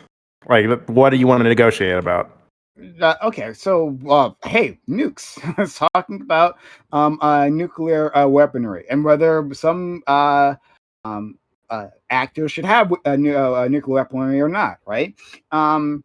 That's a big thing. So, like, certainly on Team No on that question, right? Like, no, there shouldn't be a nuclear arms race across the Middle East. I would have said that previously. I run up game, you know. Prime already disagreed with that earlier. Prime wants Iran to get the bomb. Yeah. I think we can negotiate real well. You either I don't think Iran wants the bomb, but I want Iran to get the bomb. I think Iran bomb. At this point, I think to protect themselves from U.S. aggression and Israeli barbarity, then they need to have a way to defend themselves. It's the only way. Unfortunately, we can't rely on the defensive nuclear bombs. Yeah, actually, defensive. Yeah, defensive. Just like all the other ones. Okay, Iran is a state sponsor of terror. This question of protecting everyone. Who isn't? Wait. Who isn't the state sponsor of terror? Like, exactly. The neo-lib has discovered the lefties. I'm so sick of terror terrorism being used. I can list off the groups that Iran supports right now. What terror groups are we supporting? How is this comparable? Israel, military. Terrorist group. Israel's a state. It's a state government. It's a terrorist. Yes. Rwandan militias. We support some Rwandan militias. Groups. The U.S. supports a terrorist state. It's much worse. Yes, a terrorist state. Yeah, much more well-armed terrorists. Anyways, sorry. Right, so let me call in B-2 bombers. Let me get to my the point that I was trying to make. Imagine Hamas could call in B-2 bombers. It wasn't to bring up Israel. It sounds real terrible. If Hamas could call in B-2 bombers, October 7th would be worse. Not for us. I got a lighthearted 20-minute topic. Let's talk about Israel in the Middle East. I promise. That's gonna literally only be 20 minutes. Don't worry about that. Scott. Okay. Like, this is what I want, not to bring up to fight on Israel, which I'm correct about. It's a terrorist state. But specifically, when we discuss, guys might be the only black guy not invited to the cookout. Anyways, let's talk about Israel-Palestine, guys. Actually, I'm not. I'm often. You're right. I oftentimes not, because I will do that. I will say. I also say, hey, that. Now I feel bad about my joke. Like, it's fine. No, because I'll also say, hey, we need to blame Obama. Hey, here's a list of things that's Obama's fault, right? And a lot of people get quiet at the cookout. They don't like it when I talk about all the horrible things. Make sure the chicken wings aren't getting when I talk about Trump, right, and how terrible Trump is, right, and he is terrible. He's a piece of shit, right? But when I bring up how Obama is a fucking war criminal, all of a sudden people don't want to talk about it, right? Black people don't want to talk about it. So yeah, sometimes I don't get invited. It's okay. But I'm hanging out. Okay. So the thing I wanted to say is a response to me. Right, when I'm talking with these, when I'm bringing up the point that our Muslim brothers sisters are can be negotiated with, that many people have said. I think Scott said to me, and maybe Lacto, I'm not sure. But Destiny also said this to me, right? Well, yeah, evil. But specifically, like the response to me is that, oh, well, what about ISIS? What about ISIS? Right? You're saying that a theocratic government is filled with rational actors that can be dealt with. Well, then what about ISIS? And and that's always been a bit of a problem. Like I've responded, but I don't think I've ever had a really good response. So I wanted to easy answer to this. They're funded by they were also like ISIS's founding is there a lot they're fundamentalist religious, but they're also like a major portion, up to a third of them, and primarily their military backing were Ba'ath Party escapees from Iraq. So like they are rational actors. They have a secular base as well, and that's part of the reason why they were so effective is they had trained military operators. ISIS had a secular base? Well, yeah. Originally, it started. They had the soldiers were backed by the Ba'ath Party. They were basically like Chemical Ali's troops that got away, some majors and stuff in the military from Iraq. They fled to ISIS. They became. Yes, I mean there are Ba'athist Party members who were. Those were. I don't think that would. Yeah, like in that, you could talk to some of them. In fact, there were negotiations with some of the Ba'athist members that were a part of ISIS between the Syrian government and them. I mean, now whether they worked out or not for them, not so much. But like arguably they are just as like rational as Iran. Question. So hold on, but okay. Let me actually finish my idea, please. Sure. Alexander Wynn, no problem. I actually appreciate that because I've never taken it from that perspective. That's a new perspective I haven't considered. So thank you for that, Gibbs. Alexander Wynn gave a super chat. He says, "Love your panels as always, Prime," and he gave me $50 for that. Thank you for the kindness, Alexander Wynn. That's really, really kind. Thank you so much. Those are American dollars, real dollars. American, the ones that matter, the only dollars that matter. Yes, those are those are dollars he gave. So thank you. No, but like if you're Canadian, please super chat, please. Thank you. I'd appreciate that. Anyway,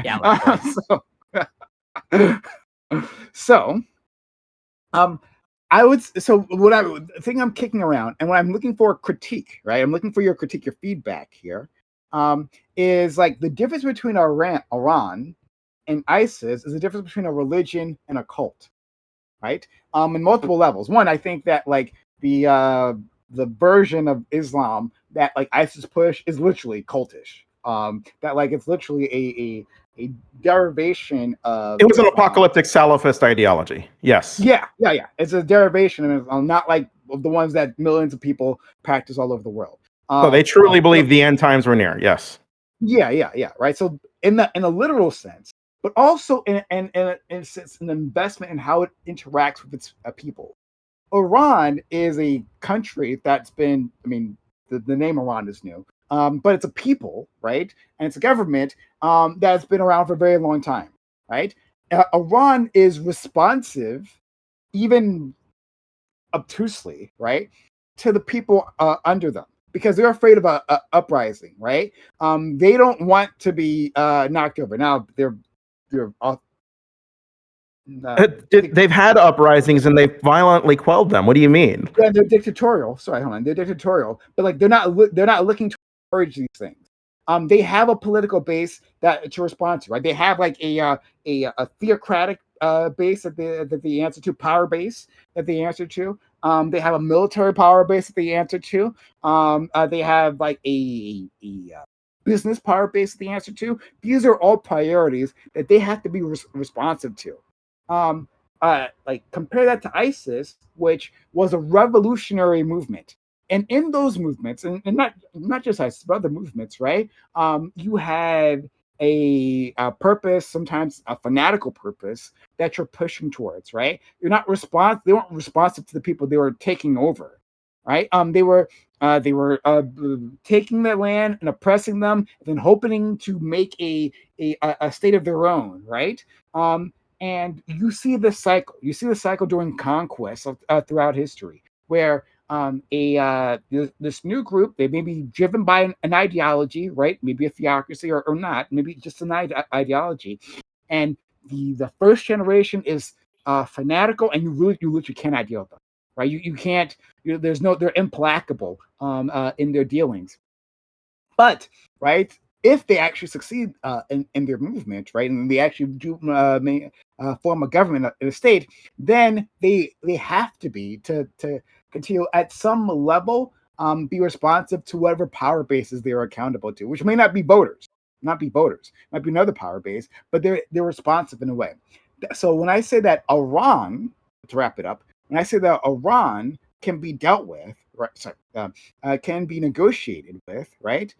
It's because they can be dealt with. Had that. Yeah, fair. But they have a power base they're responsive to, right? And they aren't just like crazy individuals madmen who are just looking to die at any moment, right? Compared to ISIS, which wasn't responsive to people, they were just following an ideology like we see within cults and religions. Religions are responsive to their adherents. Cults are responsive to whoever's at the top of that cult. So I'm looking for critique of that. Do you guys do you guys agree with that comparison? Or do you disagree? Well, I agree with elements of your comparison. I don't think it's useful to compare ISIS to the state of Iran, but they both do have elements of cultism, and that there is a head figure at the top who does issue religious decrees. Iran is very much led by a religious leader, and while he might not have the same apocalyptic ideology that ISIS had, right? They are destabilizing the Middle East. They do finance terror groups. They use terrorism as a weapon against their enemies. And they're a major destabilizing force across the Middle East. So for reasons just like that, like them having access to a nuclear weapon itself should be off the table. Sure. Okay. So, but and also particularly stable. Just consider this: Iran had a revolution in '79 that led to the current government. They could easily collapse and have another revolution, and it could be the apocalyptic Muslims who do have an apocalyptic ideology. The thing I want to discuss is not whether Iran should have a bomb, right? Is whether this analogy is different. Where these governments, right, the government of Iran compared to the leadership of ISIS. I mean, elements of it work, but Iran still does do violent oppression of its own people. Like they do have people who uprise against it, and Iran shuts them down. That doesn't invalidate what I was saying, right? So I was talking about them being responsive to a power base. A power base doesn't necessarily have to be their people, right? I don't think it is the people. No. Yeah. No, the people. The power base is the clergy. I named the power base, so it's not just the clergy, right? They're it's also the Ayatollahs. Also to the military, also to their business community. They have other domestic the leadership has domestic power bases, multiple ones that they respond to. So yeah, I mean, yeah, theocracy, but also like they are things they want, right? Like they still have an economy, they still have people they have to answer to, regardless of it being a theocracy. They have a country that they're trying to run. They're not just trying to implode their country. Yeah, I get what you're saying. The problem with your analogy is that it's a double-edged sword, right? So a terrorist organization with no like nation home base is not beholden to its citizenry to maintain its power. Obviously, it's going to be beholden to some degree to its donors and where it's getting its weapon, and to its ideology and its ability, and beholden to whatever allows them to recruit, be that a hatred for the West, or be that a hatred for Israel, or be that impacting other terrorist organizations that plays to the power players in certain ways, like disrupting Iran, or I'm sorry, not Iran, Yemen, or infighting with like al-Nusra in Syria, and being able to get weapons from Turkey because of that. They would. Right? It's not infighting. They would fight al-Nusra. They're completely different. They're opposed to al-Nusra, like diametrically opposed. Okay, I use the term infighting, like you know what I mean, right? I'm not talking. No, I didn't. The same thing. I thought you meant they were like an ally of convenience or something. I'm just yeah. No, what I'm saying is like obviously they're power players, and the way that they get money, etc. Like they're beholden to interests, even though it's not a nation state interest. They're beholden to other things that allow them to gain power, etc. And I agree with you that like a nation state is more complicated in that it has to appease its own people, at least to some degree. But the problem with that is that it also means that they're more rigid in the appeals of their people, right? So, it's a lot harder to deal with the U.S. if you've been ham-fisting propaganda as, the US is this great devil and Israel is this little devil. If you just automatically switch up 180 and start playing ball, right? Like then your own people might start a revolution again for an entirely different reason, right? So I agree with you that because they have their own interests and they want to maintain their power, that there are avenues of diplomacy there.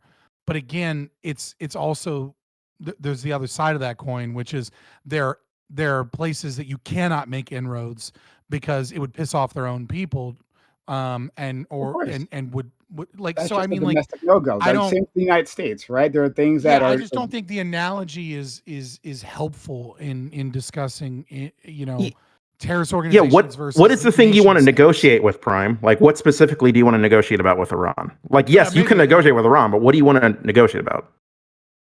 Oh, I mean, sanctions. Sanctions. Too far down that basket. I want to engage with what y'all just said though, real quick. Okay, if you don't mind, and I'll turn So I think ISIS at the prime, like at the peak, was what we could call like a proto state. They weren't necessarily like a full state, but they had the area they controlled. They enacted some things.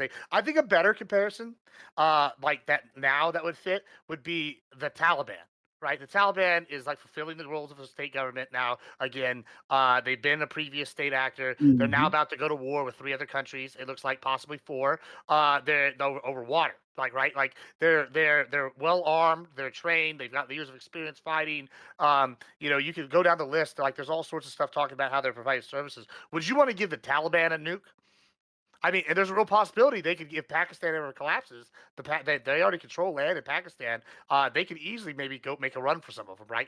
Would you be comfortable with the Taliban having to do? Personally, I would probably not be comfortable, and I would say they sponsor less terrorism worldwide than Iran does, right? Like, I mean, that's terrifying. Who knows what the Taliban's going to do? They don't even have like the same kind of cult leader like the Ayatollah. They have multiple leaders, right? Like they're like much more cellular in their structure because they've had to be. Even in their governmental structure, it's not as just one man at the top. Yeah, they have one guy, but it's it's much more dispersed throughout their organization. I think that's a much more terrifying thought.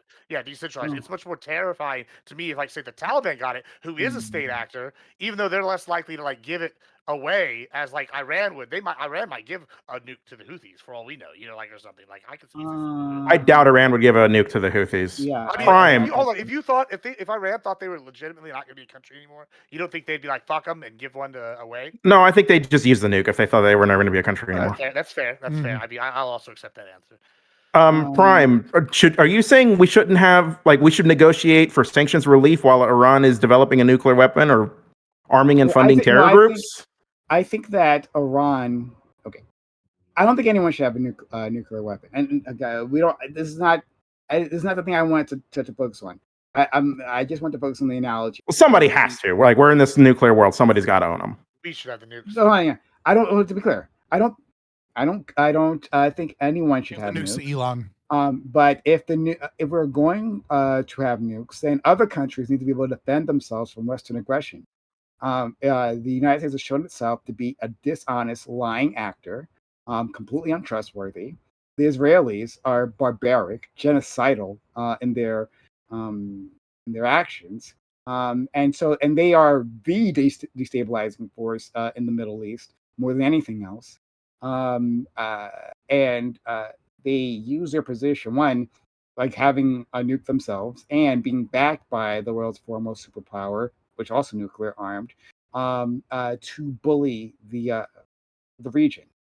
So your position is we should give sanctions relief and let them develop a nuke.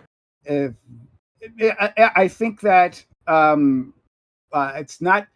What am I saying? I have no idea what you're saying. Should we give sanctions relief and let them develop a nuke? Yes, we should give sanctions relief. Okay.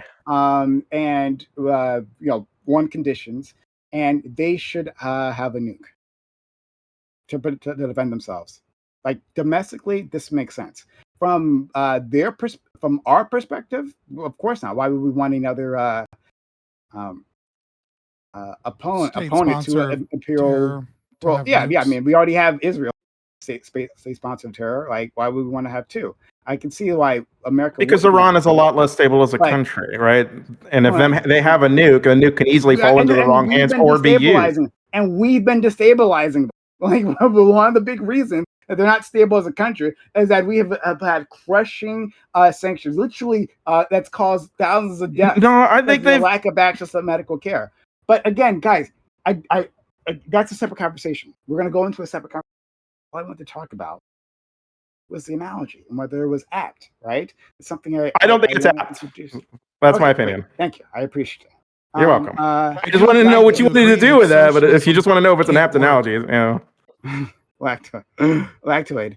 I mean, you said state sanctions cause deaths, so I do agree with you that, you know, capitalism is needed in order for a nation state to be stable. Appreciate it. Great. Lactoid. I mean, if it makes my friend happy, one dub at a time. I want to put a smile on Scott's face, so I gotta give him his wins. Lactoid, right? Do you think there's a difference between Iran and ISIS at all? Yeah, of course. Now, so are you saying like TDLR cult is to ISIS as religion is to Iran? Basically, is the argument. Yeah. I don't know. Like, on one hand, I don't know if it's the best analogy, but on the other hand, I think the line between a cult and a religion is usually dictated just by extremity, as opposed towards like any like principle difference sometimes. So normally cult is just sort of like the maybe like a derogatory way of referring to like a religion people don't like, or if determining what's a cult and what's not is very difficult. And the U.S. government actually like, has as a task with like trying to find out who's a cult and who's not. And you know, it's the very kind of subjective analyses here. So, I mean, if you think that ISIS is more extreme than Iran, which I would agree it is, you could say that like ISIS reaches the degree of extremity to where you consider it to be more cultish, and Iran is not to that level. They're more, you know, they're more draped in state legitimacy.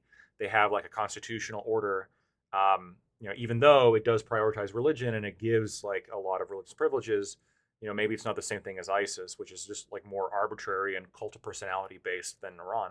You might have something there.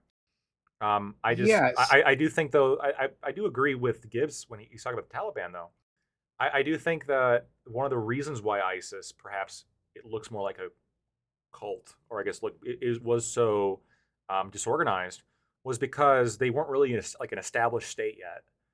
And if they had the opportunity to develop into like a developed state, maybe they would look maybe similar to Iran. Because I'm sure when Iran was having their revolution, you know, they didn't have all this shit figured out either. Yeah, so I'll address the Taliban thing in a second. So yes, there is ambiguity between them. Actually, and I don't remember the name of it, I haven't thought about it in a while. But there is an individual who wrote a book on cults, right? And like actually trying to like figure out the difference, right? And he came up like a whole scale of system of doing that. Are you familiar with what I'm talking about? And it's the closest I've ever seen anyone actually be able to like differentiate the two. But one of them, one of the tells is like, you know, allegiance to a leader, and like a focus on their ideology, and like, okay, so one, like ISIS had that. ISIS had their leader, and you know, it was very personality. Like from what I could tell, there was a lot of personality driven ideology there. So there's that. But beyond that, like you're talking about the ambiguity too, but that works for my analogy. That works, right? There's ambiguity between like the state and then that proto state and then like that revolutionary trying to become a state. Yeah. And to dovetail with that, with the Taliban thing, right? Like, so Gibbs asked me, would you Taliban? I would have been more comfortable. Like again, my point is that like I don't want anyone to have, but in a world that people had nukes, I'd be more comfortable if the Taliban of old, pre-invasion, had the nuke rather than post-invasion, because this is a different Taliban. They go by the same name. This is not the same organization. That previous Taliban, and they weren't good guys. They weren't good people. They were awful, but the U.S. allied with them, right? We were friends with the Taliban. Let's never that part. We backed them, put them in power, right? So we didn't give a fuck about that. Wait, we backed them into power? When? How? The Taliban? Yes, we actually. Against the Russians. Yeah, we like. Yeah, the Taliban didn't exist during the Soviet-Afghan War. Okay, yeah, well, we they're know they only precursors. call They're the precursor. Yes, Yeah, I obviously. mean, yeah, and then we also There was no. There were several precursors. It's the Mujahideen is an umbrella group for a lot of different militia groups. Hold on, several people that we funded became the Taliban, and others became Al Qaeda. Yeah, some also were not involved. But yeah, absolutely, that is a well documented thing. Yeah, no, it's not. You cannot find any evidence that we supported anybody who became Al Qaeda. This is a meme that's just repeated. No, not Al Qaeda. No, he was not, Gibbs. Sorry. Well, I'm sorry. Well, I know that's trust me. It is no. I was talking about the Taliban. So to be clear, I was talking about the Taliban, and furthermore, we were allies of the Taliban previously. You have Bush on tape talking about our friends, the Taliban, because we're friends of the Taliban. Literally, this is so, ChatGPT. like whatever. This is ChatGPT. He was Osama bin Laden did not directly receive funding. However, he did receive support from America against the Soviets during the Afghan-Soviet War, along with other people that became in the Mujahideen that became Taliban leaders. That's if ChatGPT can find it in 30 seconds. So ask ChatGPT for the source that Osama bin Laden was given support by the U.S. government. Not be distracted. He literally said he wasn't. They weren't directly given they weren't. Al Qaeda wasn't, and Osama bin Laden wasn't. Al Qaeda was supported. The Mujahideen that then became Al Qaeda received support. No, from Mujahideen and the Mujahideen is just an umbrella group for a resistance fired in Afghanistan. Al Qaeda was a separate group that was never funded or sponsored by the U.S. CIA. I know that where this talking point comes from. It's just not true. No, I'm not talking. Osama bin Laden was a millionaire. Like he was very rich. He supported Al Qaeda's operations a lot through his own funding. I don't know about Al Qaeda. I was talking about the Taliban specifically. Very clear. And we were the U.S. was allies with the Taliban, so I don't know, whatever, right? So in any case, my point is that I would be more comfortable with the pre-invasion Taliban because they had time to have established that state. We literally did negotiate with them all the time. They were capable of having treaties, sticking to those treaties and the whatnot, right? This particular Taliban, after we've killed most of their leadership, right? And the only people left are the most radical of them, right? Even their rule, right? The rule of the previous Taliban was lighter, was less awful than the rule of the current Taliban. They are more revolutionary. They're more revolutionary. They're more ideological than they ever were before, right? And I think they're far less responsive to the people at this point.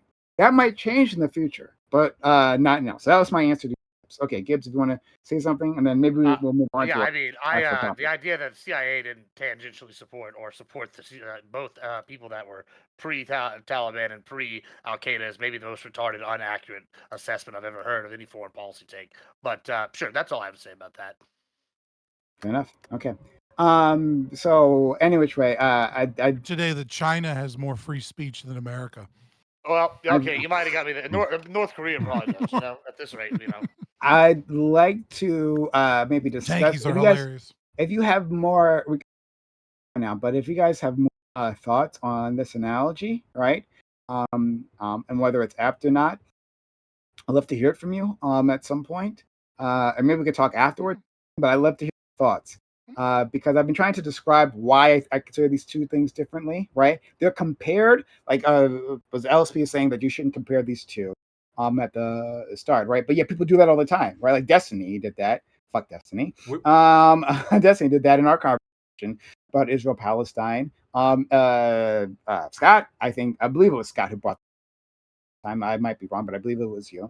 I don't know where it's come from. I don't want anything to do with this. Would you consider Saudi Arabia a cult?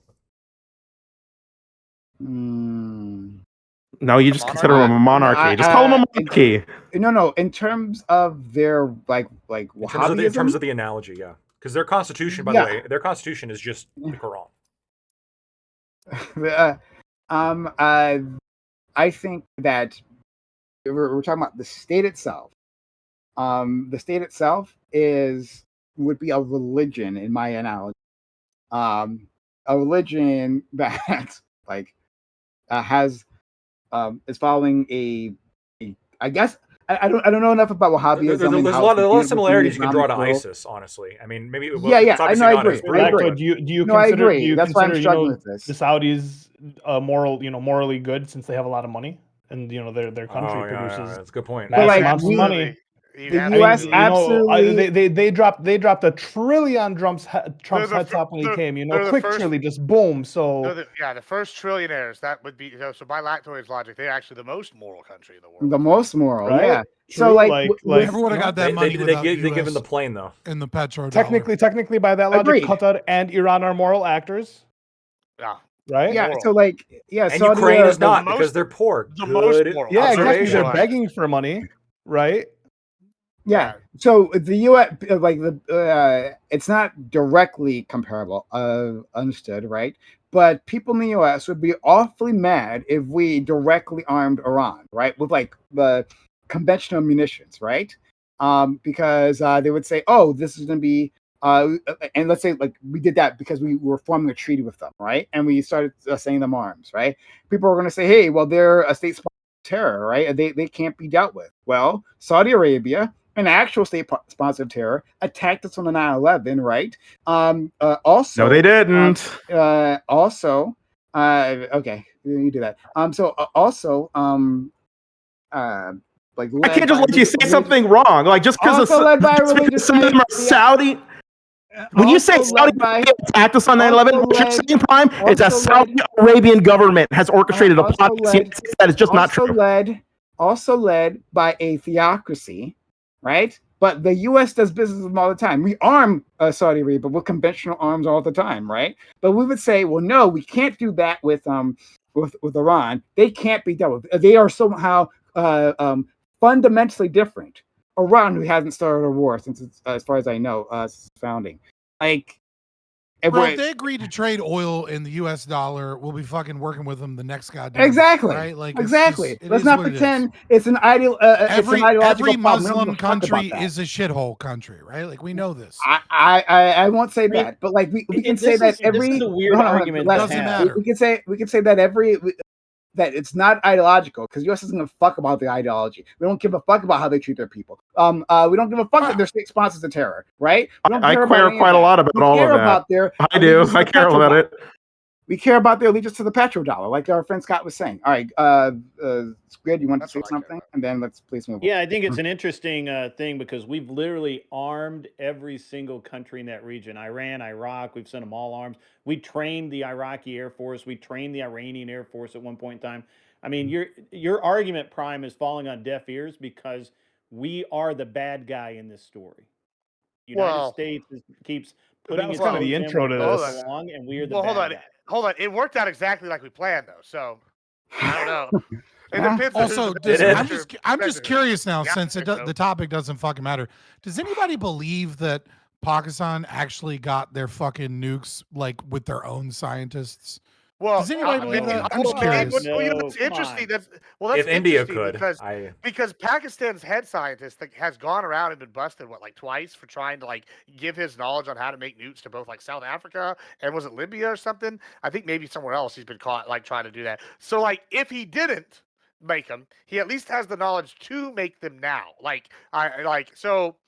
I don't know if it's kind of a moot point there when you're you have the head guy or one of the major. I can't think of his name off the top of my head, but he's been caught at least twice trying to build nukes for other countries. So I don't know. I'll see if I can find his name. Okay, let's move on to the actual topic. So I don't know anything about Pakistan's nuclear program. Well, I mean, Scott, to your point though, I mean there was a 12-year-old here in Tennessee that built a nuclear reactor in his garage. So I mean, I'm not saying they couldn't do it. I'm saying I saw a meth head in Appalachia build a fucking car that runs on Coca-Cola too. Yeah. I mean, I'm not saying it couldn't happen. I'm just saying it's. I mean, I didn't say it could or couldn't. I was just curious if anybody believed that bullshit. Well, yeah. So the guy's name is Operation Buddha, bro, or whatever the fuck it was called, Golden Buddha or some shit. I don't remember. Yeah, I mean, we have credible evidence. It's Abdul Qadir Khan that he's worked with both North Korea, and North Korea got nuked shortly after we started working with him. Iran, was alleged to be working with them, and then Libya was the other one. So, like, I mean, he at least got one of the three countries another nuke, after working with him, after working in Pakistan. So maybe they did make him on their own. All right. So Alexander Wynn sends a super chat, $10. Hamas is a state actor. Do they get one? They're not a state actor. They're trying to form a state. Unfortunately, Palestine doesn't have a state yet. Well, you'd be fine, right? If it's for self-defense, if they got a nuke, right? Yeah, actually, yeah. Actually, yeah, actually. Like Iran is to defend themselves against Israeli aggression. Yeah, let's stop it. Lebanon cheap in Tehran. I don't show enough Lebanon love on this. Lebanon should have nukes too. Just saying, I'll show enough Lebanon love on the panel. So shout out to the Lebanese. We can give them the nuke when we put the Christians back in power. Otherwise, like Christians hold presidency. They're power. Not having those other places give nukes. We all should be equally concerned about Israel having nukes, and we should demand that they give up their nukes. But we don't do that. Shut up, anti-Semites. So we do. Israel's not a signatory on the non-proliferation. Who cares? They develop their nukes in secret. People do make those arguments, Prime. I'm telling you, people do. The reason but the U.S. it makes no difference because they didn't sign the non-proliferation treaty. But the U.S. put pressure on neither did Hamas. I don't listen. Can you donate $5 to $10 and just say start the fucking topic? Okay. I know you got the cash. All right, let's go. $100. He could probably do that with $2. Honestly. No, probably with $10. I think. American dollar, real dollar. Just throwing that out there. Okay. Be a boy for once. Scott, I hear you. I hear your criticisms. Wait, was October 7th wrong? Now I'm curious. Was October 7th wrong, Prime? No, stop it. Stop it. Okay. He said no. He said no. LSP was trying to get you money. Well, not till I ask. Okay. All right. Okay. So, first of all, everyone, this is the referee roundtable.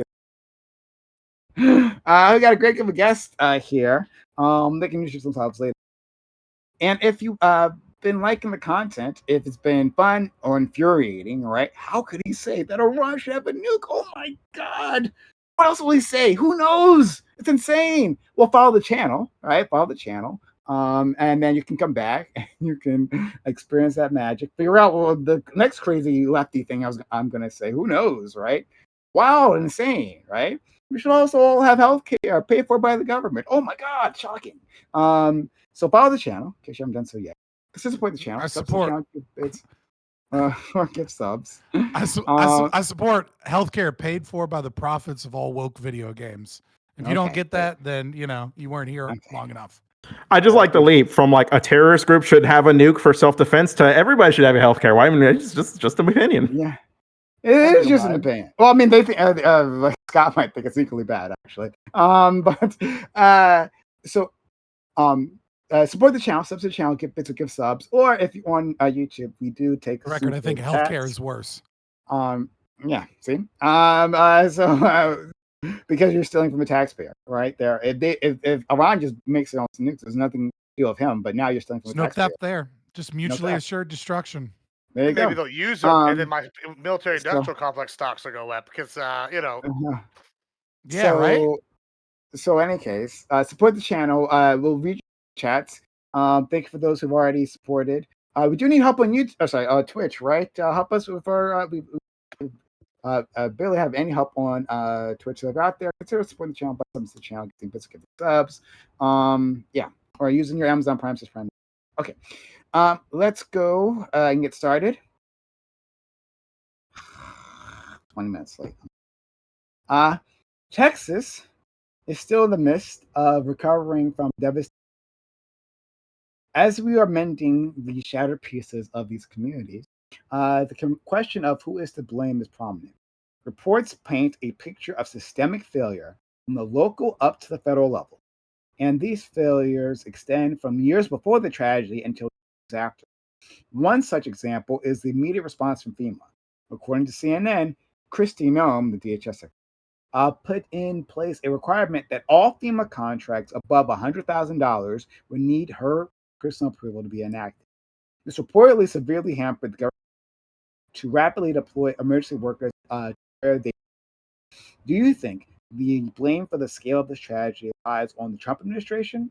What about Texas state or local municipality? Or are you satisfied with how this was handled and believe that these deaths were unavoidable, if tragic? So yeah, there's a lot of interesting decisions made for and after this tragedy.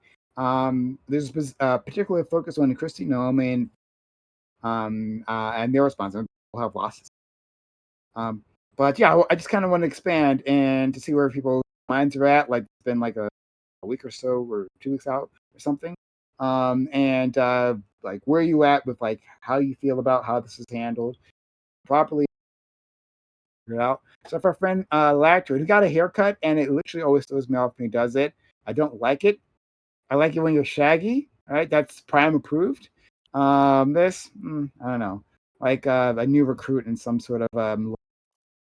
Beard's looking good though. Beard's looking good. Yeah, So- I don't think the military would allow you to have a beard this long, but you No, know, that's a militia. Well, militia You gotta even be better. SF. yeah, SF Well- gets away with it. What's SF?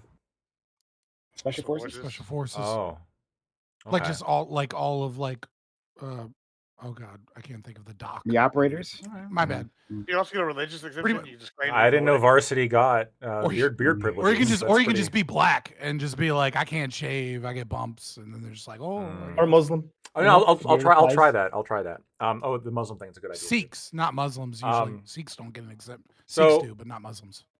I'm Lactoid. You can find me at Lactoid TV on Twitch, Twitter, and YouTube. The first thing I want to say is this is a tragedy, very sad. You know, to everyone who lost a loved one, I know that there are. We have some people here who are from that great state, and if you happen to know anybody, you know, my thoughts are with you. I am a little bit concerned. I'm not trying to downplay the tragedy here. I'm a little bit concerned that this tragedy is being focused on to perhaps in some portion to distract from something else that's happening. I think Trump did do this pretty openly, which is concerning. And then in terms of the actual, Kristi Noem denies all wrongdoing. So let's just assume she says actually it's not like that. All these are anonymous whistleblowers. How they're representing this is wrong. Let's assume that she's wrong. Let's just because if she's right, then there's no topic. If she's wrong and that there was this sort of the allegations of slowness or lack of funding in particular areas, I actually think that not to come across as cold, but there are trade-offs here when it comes to if you're going to shrink a federal organization that does something, you are going to get perhaps in this case some of the downsides associated with that. You could empower FEMA to tornado-proof every single house in the country on the public taxpayer dollar. You could do that, and then if they stop doing that, you'd have potentially a couple people killed in a tornado, and everybody would be freaking the fuck out and blaming the current politician. Hey, you stopped us from building walls and bunkers in our over our houses, and now we got a couple casualties from tornadoes. The other mentality you could have is that, there are natural disasters that happen, and if the federal government pays for them constantly and covers for them, this is essentially a subsidy to specific states. There is a subsidy for living in Florida. There is a subsidy for living on the Gulf of America now, as opposed towards northern Midwest states where it's relatively safe. There's not a lot of natural disasters. You're probably not going to get hit by a hurricane. There maybe tornadoes are, but even then, compared to Tornado Alley, they're not really significant. There's all this property damage, all this destruction, all these casualties, all these medical services, everything that comes with living in certain areas. And every time the federal government subsidizes the response, they're taking money from people from one area and moving it to another area just because they happen to choose to live there, as opposed towards everybody else. I don't like this system. I agree with Trump. I don't really want to agree with him right now because I'm pissed at him. But I do agree that I would like to see FEMA kind of slowly start to offload all of its responsibilities onto the individual states. I think like Floridians should be paying for their own disaster relief more than they already are. And I think the same thing goes with Texas. So I think Texas should have more responsibility for this than FEMA. Thank you so much. And we'll go to Scott. And like completely separate from anything, I think everyone should be speedy in their delivery, right? Mm-hmm. Just no one in particular. No one in particular. I'll take all the blame. In particular. Scott, please. Hold on, I'm just. Anyways, so I would say a few things. So first and foremost, yeah, I agree with most of what Lactoid said. Fuck Trump trying to make this a bigger issue to distract from the fact that he won't do anything about the Epstein list. So where is this story coming from? So first, when the tragedy happened, you had a lot of left-wing grifters that tried to lie and say that this was caused by Trump's cuts. Then you had like people like Destiny and a lot of other people because they wanted to put out hit tweets, make up a bunch of conspiracy theories about how, Kerr County is, couldn't get the funding for, its weather communications and sirens. And then, if you actually look into it, you realize that they commissioned a study in 2016. And then it would have cost them $1 million. Texas said no. Then they went to the federal government and they said no. But in 2017, they got COVID relief money and they spent, it was $1 million to do that. And they spent $5 of the $10 million that they received on updating communications of emergency responders. So now the media has to move on to the next thing to try and like move the story forward because, there was a bunch of conspiracy theories from the left on that.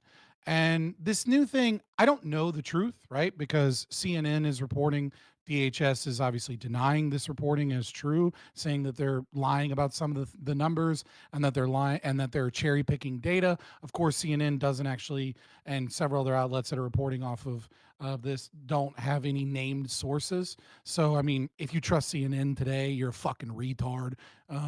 Obviously. But nevertheless, I do think that this is probably true because their denial is more about how they cherry pick things than as opposed to like coming forward with their own stuff. And so in that regard, again, I mirror most of what Lactoid said. I would say first and foremost, you got to get rid of FEMA. You got to get rid of these useless organizations, especially after, we found just how poorly they manage money, how much waste is in these organizations. But the biggest problem is if you're going to make cuts to government programs, you cannot just cut the program. You have to deregulate the market so that the market can fill in those areas that you make those cuts, or this shit's going to happen. We need to have the Stafford Act repealed. We need to have get rid of the National Relief Framework. We need to get rid of federal acquisitions regulations and Federal Protection Act of 1997. Right? These things make it to where small charities can't engage in relief fund. They make it to where it's illegal to make profit off of relief efforts. They make price gouging illegal. They make it to where only NGOs that, let's be honest, are, paid for by billionaires for profit and then get funding from taxes can be the ones that are actually involved in this. And so the market void is extreme. So yeah, I don't know the right answer on that. I do think it's also a little bit of fake news, but it could be true. It's hard to know to what degree the 22 other agencies that are involved are taking up the slack. I mean, the Trump administration is claiming CPB and the Coast Guard were doing the job of what FEMA may have traditionally done. And if that's the case, it makes perfect sense that they said, look, we're not going to approve anything immediately. We have 5 days to approve it if the expenditures are 100K. I think it's probably way too low. And it's a bit too harsh, and it needs to come with those regulatory cuts. Thanks so much, Corey. Right. Well, since you instructed me, I'll be brief, or I'll try to, Brian. But I agree with some of the sentiments that Lactoid outlined. Although what I will and also what I'll try to make explicitly clear in terms of answering the prompt of like, do I believe these deaths were unavoidable? I think at the end of the day, like looking back, hindsight is all 2020, and like I don't think you can. I personally can never really conclude whether it was truly unavoidable. At least I don't think so. At least to say with any confidence.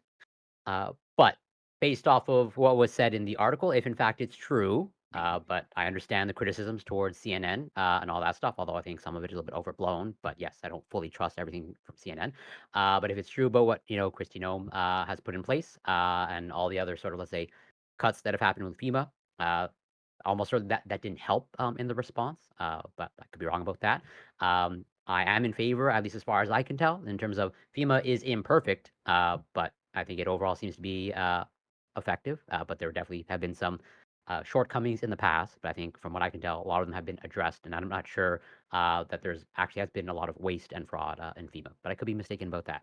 But all that to say, it's like there are certainly things that occurred that probably made this worse than it had to be. Whether it's actually truly unavoidable, I don't know. At the end of the day, tragedies happen, and you never be able to prevent all of them. But I'll leave it there for now. Thank you. Let's go to LSP. Yeah. So I mean, there's plenty of blame to go around. I think the question you should be asking when you're like looking at this kind of thing is, did anybody die who would not have died had everybody responded the way they should have responded, or had anybody responded the right way, right? And before you can get to a solid answer to that question, you got to look at, well, what did happen? You've got over like 120 plus deaths now, and it's climbing still.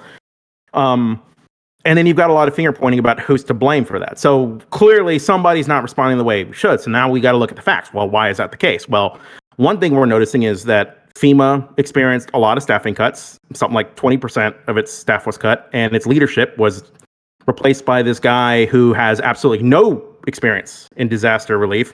In fact, he didn't realize there was a hurricane season. He's in charge of disaster response. He didn't know that a hurricane season was the thing.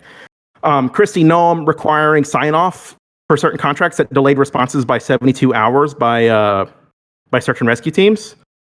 You've got the state of Texas, which did not use FEMA grants to design a flood warning system. So I looked into this. They actually rejected it twice. This is money from the federal government for this kind of thing, like as a way of warning people that when a flood's coming. So that's one other thing. State of Texas rejected funding for that.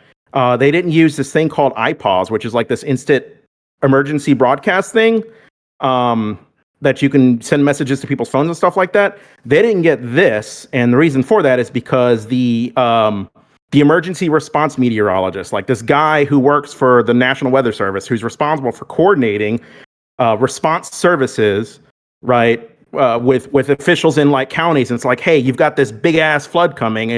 You need to get people from here to here. You need to contact these people. You need to get these supplies ready. None of that happened because that staff was cut as part of the Doge cuts, right? The person took a buyout, and now that office has not been filled. That's still a vacancy. And that's the person responsible for coordinating disaster response.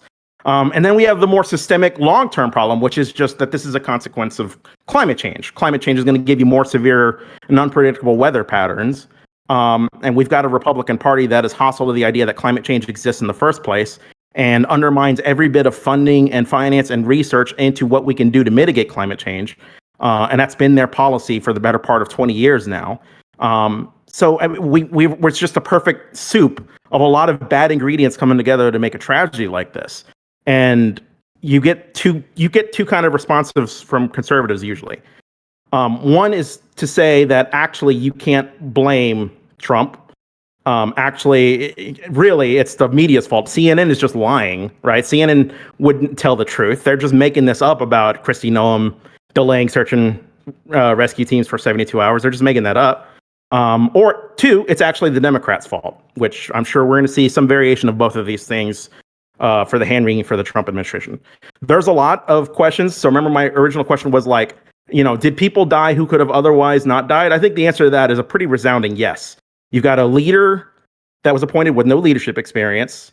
You've got search and rescue teams being delayed because of bureaucracy by our administration's highest office holders. You've got a lack of infrastructure development in Kerr County purely as a result of politics. So it seems like there's a lot of reactions that people had to circumstances around them that led to this being worse than it could have been. Thank you. And Trump already blamed. He already did blame Biden. Let's go to our friend Admiral Gibbs. Yeah, I mean, I gotta say, maybe it's because I live in the area that's affected, but I've never seen more partisan hackery in my entire fucking life than I have on this subject right here. I have worked rescue and I've worked during Hurricane Harvey, which is actually a very similar situation. We'll get into the reason why a little bit later in this opening. But I've worked through Hurricane Harvey. I've lived through multiple hurricanes. I've like done aid work in multiple countries like Haiti and Nigeria and the Congo and all sorts of stuff. And like when I'm sitting here looking at this, and the idea that it's the Trump administration's fault or the state officials' fault, whenever we have wonderful quotes like this. Let's start with this, why it's not the state officials' fault, right?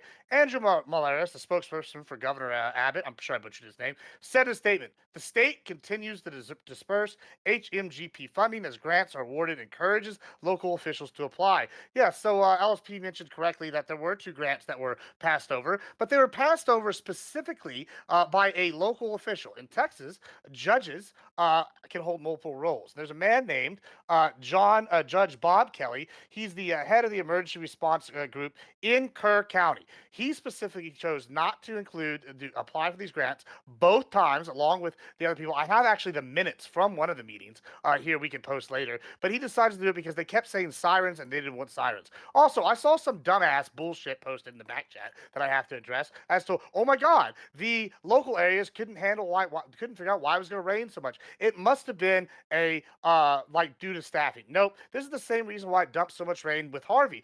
Typically, storms that form in this part of Texas move rather quickly over the region. Thanks to an active upper level weather pattern and upper atmospheric winds, this type of weather pattern tends to lead to quick downpours that often end in 30 minutes. This is the same case with Harvey. Usually it moves through the area. However, thanks to other mitigating factors. In this case, the upper level pattern was stagnant with little movement in the atmosphere above. Storms at the surface also stalled, dumping enormous volumes of rain over the same area for hours. This slow movement is what caused the rainfall to be so large and be in that 100-year category range. This is the worst flood since 1921 with the San Antonio floods or the 1917 flood, depending on which you want from this region. We also have local officials in the area taking parts of Camp Mystic and removing buildings from the maps in the area of guaranteed flood zones. That's a local official's job. The local officials decided to allow building in those areas. That's their fault right there. Furthermore, we go on further through the list. Abbott has already put into a plan in place where they're going to come in and start building the sirens, saying if they don't want to build them or they don't want to fund them or they don't want sirens, they're too bad, so sad. We're going to do just like we did after the freeze, and the state's going to come in here, and we're going to make sure this doesn't happen again. So there takes care of that. So it's definitely not the state's fault. They had nothing to do with the rejection of the grants. That was 100% a local issue. Also, furthermore, let's go look at some awesome other things. Another claim. Oh, here's Jason Runyon, meteorologist with the National Weather Service, told the AP the National Weather Service office in New Braunfels, which delivers forecasts for Austin, San Antonio, and the surrounding areas. These are all the areas affected. Had extra staff on duty during the storms. Well, it usually only has 2 forecasters on duty. During clear weather, they had up to 5 during the storms, Ryan said. I could go further. There's a ton of quotes. I'm sure we can get into them as people try to say bullshit. Like I have about 1 million quotes here from local officials because this is the talking point I keep hearing from the lefties. Oh, San Antonio is missing one warning coordination meteorologist, which is a permanent guy. Well, they had multiple warning meteorologists there that were there and ready to go. They had extra people on staff. They had more than responding. Also, they put out the warning 3 hours ahead of time of the estimated time, so it actually a full 12 hours before the thing went down. However, whenever you send alerts out, it's 4 or 5 a.m. in the morning. Nobody's checking them. There's no sirens. This is the problem. It all comes down to local neglect. It's nothing to do with the state, nothing to do with the federal government, and anybody that's doing this is being a partisan hack and using dead kids and a tragedy to push their talking points. It's really pathetic and gross. I really am sad for all these people on the left that are doing this because this is not the same. It's actually, it's almost identical to the way Karen Bass failed at a local level for LA, where she specifically is to blame for them not having water reservoirs. I've been very adamant that we should blame Karen Bass for all the problems in LA. We shouldn't even worry about Newsom and all that. However, other conservatives on the right have gone after all Newsom and all that. That's wrong. Okay. That's wrong. Okay. And it's the same. Hold on, I'm almost done. It's fine. It's fine. I'm not never the lone one on here. And furthermore, it's the same thing here. If we're gonna go after somebody, we need to go after Judge Rob Kelly, and not all this bullshit about the Trump administration and the Lord. And I know Prime wants to move you on because I'm dropping facts and the left can't handle facts. I'm sorry. Ooh, it's a left issue. It's not 1045. Friend. Yeah, go ahead.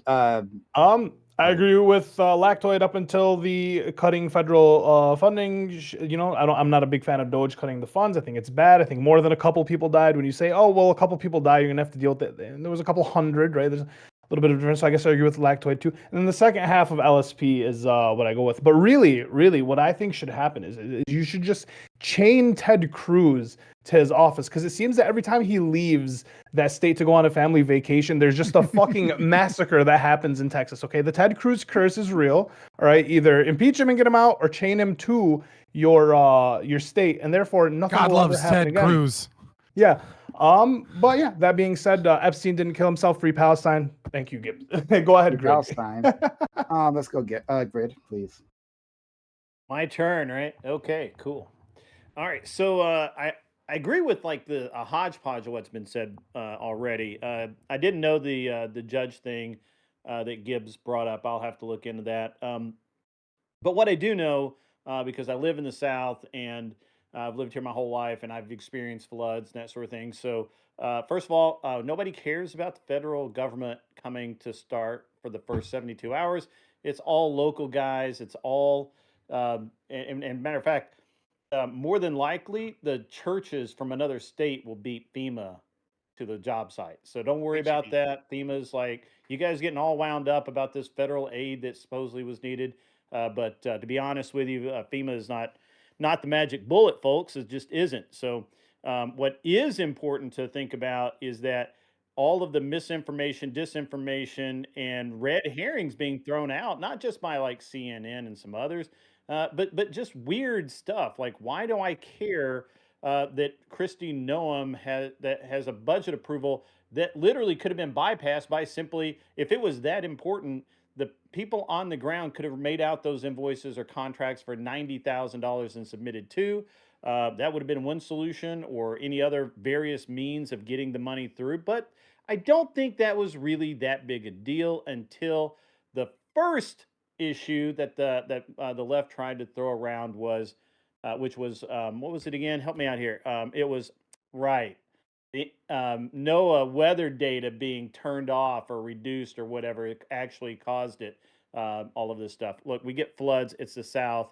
We don't live in a fucking desert. We live in basically a rainy climate. It rained 3 times at my house today. I have good drainage, so it didn't bother me. But if we really want to see how bad it can get, folks, we can talk about North Carolina if you want to. We can talk about North Carolina and East Tennessee and the massive fucked up effort that was committed there and is still being committed. There are still people living in basically tents in North Carolina, and this is 2 years after the fact almost. So I don't really care about Texas. Texas is going to be fine. They got oil money down there. They're going to be fine. Don't worry about that. They'll be good. Okay. They don't need our federal money. They probably don't want it. Let's get into it. We have a limited amount of time. But yeah, who wants to jump in? I just want to. I'll do one thing before we go on. Okay. I just want to say the Coast Guard came in, by the way, and I have a cool link. The guy saved 163 lives. Corpus Christi Coast Guard, and Grid's absolutely correct. Cajun Navy served more people during Harvey than FEMA did. And here's another crazy thing: HEB is providing a ton of millions of dollars worth of aid to the area and stepping in, not asking for any money back. So go HEB. Who needs FEMA? We don't want that federal bullshit anyway. Right. So there's a question I'm gonna affected actually. Like, my bad. Go ahead. Want that help? My region? What do you mean? I know what the people. It's my region too. So please don't speak for me. Okay. The question I want to ask that watch for this response, because conservatives do this all the time, right? They're just going to deny or dismiss like any of the negative repercussions of any of the things they want, like the cuts. For the conservatives here, are you guys saying that the lack of a warning coordination meteorologist, that vacancy, that position being unstaffed, who's supposed to be coordinating with local emergency management, you're saying having that empty had no effect whatsoever on how many people died or disaster response? Yeah, zero effect considering they had. Based on what? Well, I mean, I posted articles already. I mean, based off this fact that they already had 5 people fulfilling that role, you're talking about one permanent. No, they didn't. Yes, they did. In San Antonio office, they need one guy in the San Antonio office that's going to be. Yeah, they had that. Who wasn't there? They had a temporary. Yes, he was absent. You're absolutely wrong. How hard What am I wrong about? What did I just say? You said they didn't have a permanent guy. Okay, Hard. cool. No one could tell. San Antonio office. Yes. Hold on. And they had 5 extra people. Wait, hang on. Gibbs, are you saying they had somebody? They had an emergency response coordinating meteorologist? Yeah, I already posted that. Who? You're saying you had an acting emergency response. Yeah, they had a temporary person on file in there working. They had 5 people. So somebody with less experience. Oh wow. Somebody who's not as. You don't know that. You don't know that. Secondly, this is how unserious you are. You talked about the little warning system. We're going to virtue signal. You didn't even use. He's not going to address anything I said. He's going to virtue signal. Just pay attention for it. Well, I don't have to virtue signal. I'm just going to point out the flaws in what you said, which are inaccurate. You haven't yet. You didn't even use the right warning system, which is code red. That's the one that's in Kerr County, not the other one. Thank you. Cool. Come again. You used the wrong system that had no effect. Also, by the way, flooding is still happening. The EPAW is the federal warning system. Genius. Nobody gives a shit. And people use it. I know. When you can't deal with what I say, you dismiss it. Say nobody gives a shit. I'm just going to filibuster. That's what you do. It's not a filibuster. No, people do use it. People do use it. That's why they have it, Gibbs. Let Gibbs go. You didn't use the. He didn't. Well, he's spewing a lot of bullshit at like 80 miles an hour. We went from 0 to retarded in like 4 seconds. Well, retarded is everything you said because you stated fake. See, I mean, he's not going to respond. Prime. We got to let him go. He can't. First of all, code red is the system. I called you retarded. That he responds, and then he goes, "See, he's not going to respond." Yeah, code red is the local system. Nobody uses the federal system. They had multiple people on file. He said they're inexperienced. We don't know what they're inexperienced. They brought in people from out of town. Sounds like that would be more experienced people that they're bringing in for an emergency area. The warnings went out 3 hours before the flood for a grand total of 12 hours before it got to its worst part. And the other thing is this happened at 4 or 5 a.m. And I don't know if you've seen where a 35-foot wall of water comes. And that's what's been reported in some areas. 28 in some, 35 in others, depending on the report you read. 35-foot or 28-foot wall of water at 4 a.m. when there's no warnings, that's going to fuck you up. Guess what? No sirens. That comes down to Bob Kelly, or whatever his name is, Rob Kelly's decision at the local level. That has nothing to do with any of the other. And you're just sitting here glazing over facts. He's a Republican. You're sitting there you go. I have Democrats and Republicans that are both sitting here pointing at Rob Kelly. Look, he's got an R next to his name. It's Trump's. Okay, this is like endless. Can I respond to this, Prime? Literally a local level guy. It's just going to be more filibustering. Oh, it's not a filibuster. You didn't even know this guy's name, and you. Can I please respond to this, Prime? Well, okay. Well, do you know what Rob Kelly's policy? He's just whining. Okay, EPAWS. I'm going to talk about the EPAWS system. Can I talk about the EPAWS system? That's the minutes from the thing. You're just dropping like a giant mishmash. This is like a gish gallop, man. There's like 800 points he's dropping here. I'm gonna. He doesn't have the minutes, so he's. I know everything he's saying is fucking wrong. Like, allow me to respond. I'm gonna throw it back to LSP. Actual minutes right here. Thank you. I'm gonna hold on. Yeah. Okay. So now, no, I mean, I'm gonna say LSP, but I'm gonna have an extra question. I'm gonna ask the two of you because you two might have more knowledge about this than I do. I don't believe he does. What I've heard is that the warning, the early warning that went out, right, was within a Facebook group. Like specifically, that was one of the warnings. That was one of the warnings. That was just one. Yes. NWS put out one and the warning that's missing from this, Prime, the warning that Gibbs doesn't seem to think, he's just dismissed it and says nobody used it. No, that's not true. People do use it, right? That's why it's a warning system. It's the warning system FEMA explicitly uses called EPAWS, which is responsible for saying, hey, there's a flood coming. You guys need to get out to higher ground. It sends mobile alerts to residents, including people who would have been at like Camp Mystic. Like that the EPAWS wasn't used signifies a major systemic failure on FEMA's part. You check your phone at 5 a.m.? No, most people don't. Cool. This is total bullshit what he's saying. Like, it's just crazy. You're sitting here. See, no response, just dismissal. It's like, nobody checks their phone at 5 a.m. That's all he has to say. Posted the literal minutes from. You have nothing of substance to say. You don't even have a source. I posted the actual local minutes from the organization. Do you want a source that EPAWS was not utilized? You can go here and read through this shit. You can read through this shit where they actually deny having the sirens multiple times at a local level. That's the bottom line. You're talking about something I'm not even talking about. The EPAWS system, the Federal Emergency Response System that FEMA uses, was not utilized. Hold on, don't worry about it. Gibbs, yes or no? The Federal Emergency Response System was not used. Yes or no? It was used. It was used. It wasn't used. No, it was not. EPAWS was not used. Code Red is the one that's used locally. That's the one that matters. Okay, and EPAWS is the one that's used federally. Obviously, FEMA's not got a question. Got a question about the system. Got a question about the system.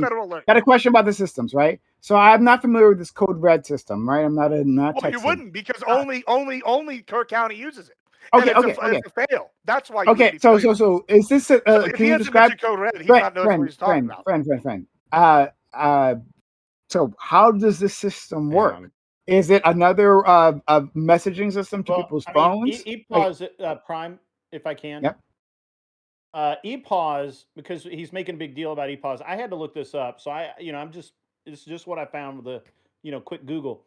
EPAWS, Integrated Public Alert and Warning System, was used in the Texas floods in May, June 2025. However, its effectiveness varies widely depending on local participation, technical readiness, and geographic infrastructure. You, sir, are running a red herring, and you need to fuck off. I have another backup on this. Yeah, no, fuck off. No, they're not. They're not. EPAWS is the system they have to use. Shut the fuck up, Gets. You have nothing else to say. EPAWS is the system. Yes. Yes. Hold on. I just back up what Grit said. Some families. The FEMA archive showed that Kerr County. Here's a quote. You haven't pulled up shit. The FEMA archive showed that Kerr County did not send any wireless alert through EPAWS on July 4th when the flooding began. This is from NBC on Dallas Fort Worth News. You guys can read it. Because they said it through Code Red only works if people have signed up for alerts. Some family says they received Code Red alerts from Kerr County, but Code Red only reaches cell phones for people who signed up for alerts. That's why we have another system, the EPAWS system. This is directly that from FEMA uses. Watch how nobody addresses what I just said, by the way. Watch how nobody addresses what I said. This is directly from the National Weather Service right here. It's in a political Wait, you're saying that Kerr County doesn't use EPAWS whatsoever? This is what they said. Late night and early morning can be an I'm reading the quote right here. EPAWS is a system that many local counties, including Kerr County, are authorized to use issue warnings to cell phones in a designated area. It's the same system used to send Ember alerts.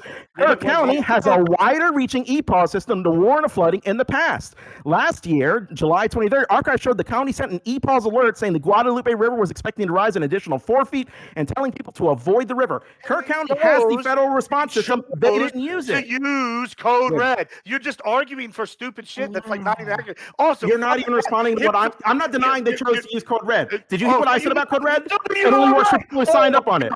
Hey, let me just go further here. This is from Politico, but this is all directly Hang from. on. So we gotta let Gibbs respond. We have to let Gibbs respond. He's not even responding to anything I'm saying. We have to let him.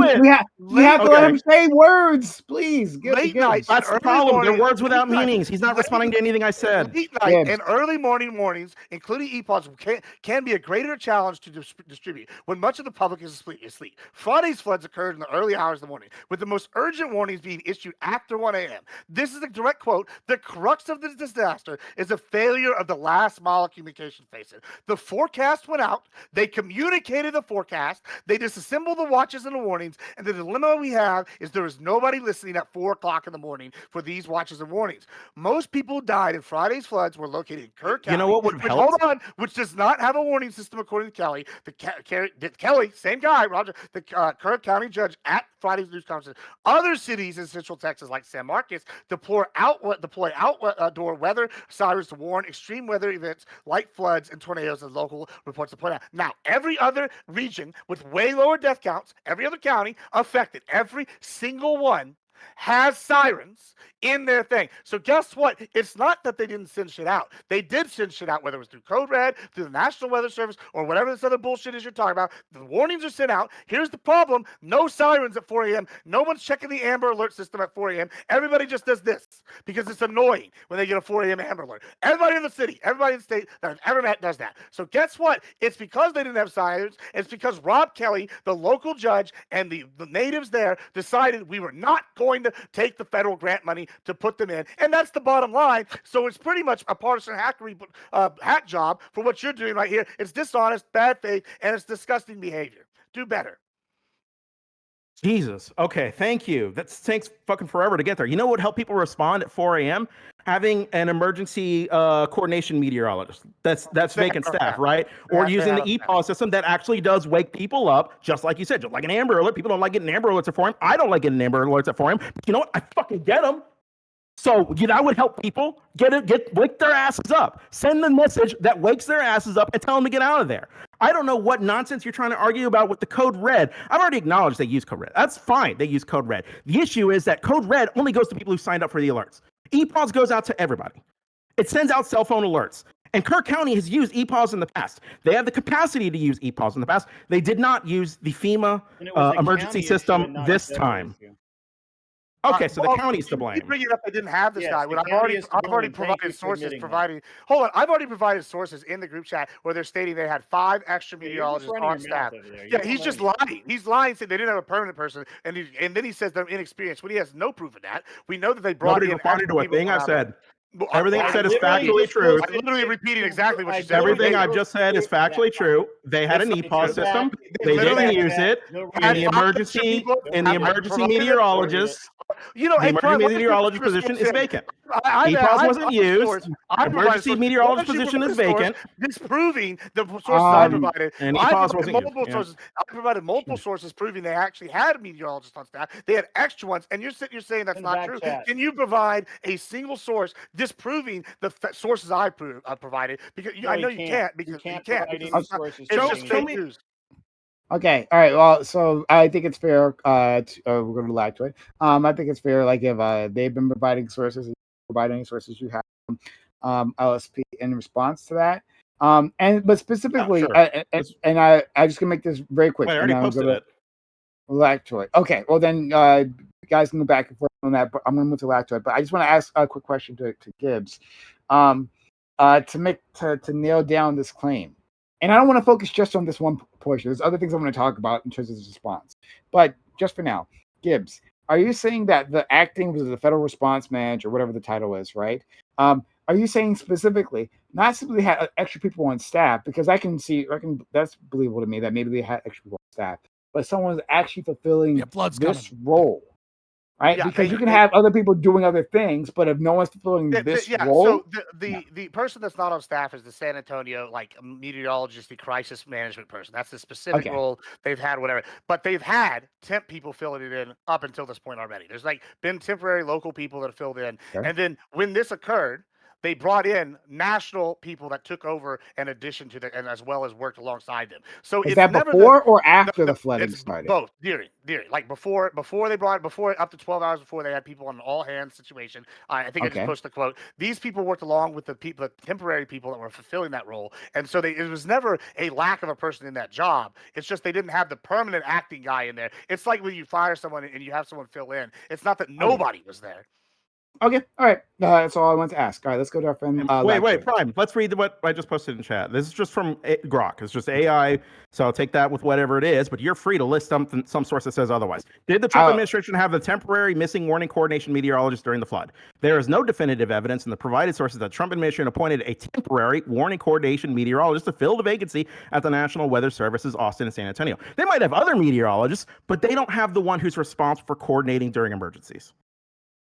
Okay. Why did you intentionally inform Grok that way by asking if Trump appointed one, as opposed to dealing with Admiral Gibbs's claim that locals were filling in that role? Like you specifically tailored the question to get the answer you wanted. Occupying the role of. I mean, you can read the sources I posted. They say that. So, it's like you argue with Grok versus you're reading direct quotes from San Antonio and Austin and San Marcos meteorologists that were saying it was staffed. I don't know, what you really trying to play gotcha here. I haven't seen any of your sources say it was staffed anywhere. I posted the quotes from the articles in there. Which quote says it was staffed? You can literally go in there and read. I got Jason Ryan. We got Alan Garrard.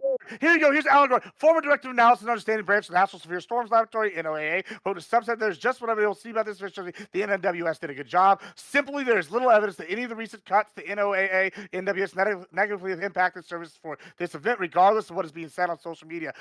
Houston-based meteorologist Matt Lanza wrote in Substack. There's absolutely nothing. Same question where you're done. Were any of these the emergency coordination meteorologists. These are literally covering. None of them were the warning coordination Literally meteorologists. covering verbatim. Yes, it literally does. His job is to coordinate during emergencies. Literally, it does. Listen, I know you watch Destiny, and you I think have not shown that the warning coordination meteorologist is important during emergencies. Okay, maybe when another 150 people die, maybe you dumb fucks will figure it out then. But it seems pretty obvious to me that if you get rid of the guy whose job is to coordinate during emergencies, you're going to have a lot of dead fucking kids. Maybe you like that.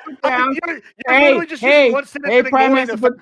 Prime has to put his foot down now. We have a little bit of time. We have to move on. I love you guys screaming at each other. It's very entertaining. And let's do more of that in the future. But we gotta just go real quick. I controlled his source. It doesn't have anything about the warning coordination meteorologist. And we'll have to deal with that in a second. Hold on. So another one from Tom in San Antonio. He said, although Officer San Antonio is Mr. Warning Coordinator, who serves a crucial link, he thinks forecast officers had adequate staffing and resources to cover the problem. Okay. You're just lying, bro. You're just okay. Hold on. Let's adjudicate that in a second. Hold on. First of all, Alexander Wynn, he says test because at first he couldn't give super chats anymore. It was getting blocked. And he gave $5 for that test. I appreciate that. Please test some more. But thank you for the kindness, Alexander Wynn. Yeah, 3 times more just to make sure. You got to make sure that's working. Now, our friend Lactoid, right? Our Militia Lactoid, we like to call him these days. If you want to, of course, is Lactoid. Yeah, so I mean, a couple things here. I'm reading into a lot of the claims. The iPause system was it was used that night. Yes, it was. And that's the problem with LSP. Hold on, wait, 1 second. Hold on, yeah, he's just lying. Wait, can you provide me a source that says? Wait. Let me. Lactoid. Yes, I did. Yeah, I probably used the wrong. Okay, I may have used the wrong word. Just give me a second to get my thoughts together here. So when I'm reading through some, I guess, additional information because there's a lot of points here that I actually just didn't think about, I guess, going into this topic. The first thing is regarding this this meteorologist, the warning coordinating meteorologist. According to the NOAA, the National Oceanic and Atmospheric Administration, NOAA, just say NOAA. Okay, they don't think that was an issue because normally at that time of night, the typical staffing is 2 in that area, and they had 5, so they had 3 more people than normal in that area, and it's their opinion that it didn't affect it because they had issued a flash flood warning at 1:14 a.m. Central Time on July 4th, 3 hours prior to the flooding happening, which, according to them, is adequate and customary for the kind of warning that you would get prior to a flash flood. Is the idea that no one saw this warning? Was it like an Amber Alert? Yes, and that's exactly what I said already. Where it's not. Wait. So when you get an Amber Alert, everyone's phone in our fucking room goes crazy. Yeah, right. You just turn it off. Is the idea that no one important in that town saw a fucking message because it was 1:53 in the morning or whatever it is? Is that 4 a.m.? 4 a.m. is when the Amber Alert. Lactoid just said a message was sent out at 1 a.m. Yeah. So a flash flood warning. Okay, I understand. So a flash flood warning was sent. Now, what I meant to say, Kerr had access to iPause. They had access to the iPause service. That wasn't taken away from Kerr County or whatever. But how iPause works is localities control it. So Kerr County gets the information from the National Atmospheric, the NOAA, right? And then they make the determination about whether or not to issue using iPause. They could have. So it's that county's fault. I'm reading right here. They could have, and it's unclear as to right now why they didn't. Nothing at the Fed level would have prevented them from issuing that warning at all. Wait, you said there was a warning. I'm a little confused. There was a warning that was no. So there was there was a flash flood warning coming from NOAA, and there was other warnings from the sheriff's Facebook page. For example, it upgraded at 3:35 as well. Right. So there were warnings, but the criticism was. Is there a warning specifically using this iPause system? Okay. And looking at the iPause system, if that's the criticism, This had nothing to do with the feds because they had the ability to use this system. In fact, they, like Grid said, they had used it in multiple floods before in the past. The question is, why didn't they do it this time? Well, it's because they used Code Red, which is a whole mess. I would love to get into what's going on with that. It's very unclear as to why the local authorities didn't use IPAWS. And no, it's not unclear. This is why this is the problem. They did use it. Hold on, Lactoid, can I? Go ahead, but there is an issue that you're. I'd like to point out they don't even know if they use it. It's like they use it. No, they didn't use it. No, they used it. So what I'm reading is that they didn't use it. IPAWS was used at 1:14. They literally say that. The reason, Lactoid, that this is important is because if you actually read into the IPAWS system, I posted it by the way. The agencies don't trust it because it's limited by cellular data and local accessibility, which means that not all cell services use it. There's no cell service in Texas in half the places anyway. So they prefer there are other systems that they prefer to use that Texas local government prefers to use. IPAWS is irrelevant in this conversation. The fact that the meteorologist guy who wouldn't have been on shift anyway, what is irrelevant? None of this is relevant. It's just bullshit.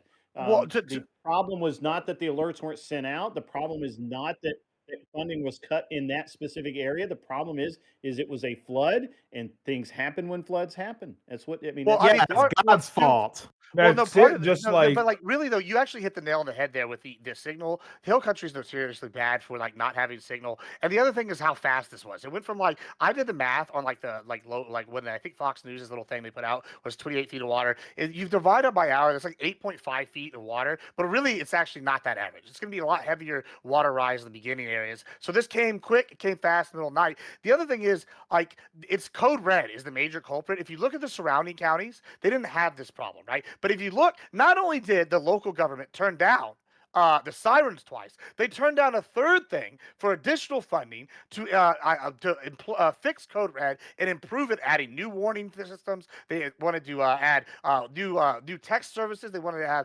emergency signal things, all sorts of stuff. And then they tried to even push it without sirens, and they still turned it down because the locals didn't want to pay, specifically Rob Kelly. So when we want to talk about who's to blame, it's really the Republicans in Cook County. It's the local officials, the Rob Kelly, it's the Republicans and the voters. Would the Democrats have instated all of these systems that would have potentially prevented some of these deaths? Do you think? No, the Democrats wouldn't. Okay, not the Texas. Okay, bullshit. Let Lactoid finish. I let some people, and then we'll go Scott. I let some people jump Lactoid, then Scott. I let some people jump in. I guess I just want to frame this as a question then to you, LSP. If the organization that you're criticizing as having this missing staff member was actually overstaffed at the time and issued the warning at 3 hours prior, they actually issued it well beforehand, and it was the local Kerr County that didn't utilize the IPAWS system for currently unknown reasons. I mean, how does any of that track back to DHS? How does any of that track back to Chris? Well, they didn't. So this position is vacant. Yes, you can have multiple meteorologists on staff now. Yeah, but that office issued the warning. Coordinator. Right. No, that office issued the missing coordinator. That office it doesn't have a coordinator. Well, I understand you're saying they can issue the warning. They need somebody to make the phone calls. Wait, hold on real quick. So I understand what you're saying. Stop. You're misunderstanding. So this what am I misunderstanding? So what this office does is it sends out a generalized warning, right? And they did that. Kerr County can take that and issue it as an Amber Alert. Yes, Kerr County can choose to do that, right? So Kerr County never did that. They never actually sent this out. But this office that you're criticizing for not having a coordinator, they did do that. They did basically exactly what they would do with a coordinator. 3 hours prior. Not exactly. Well, hold on. What are you saying? Here, let me frame it this way. Hang on. Let me answer. Let me answer what you just asked. What did I ask?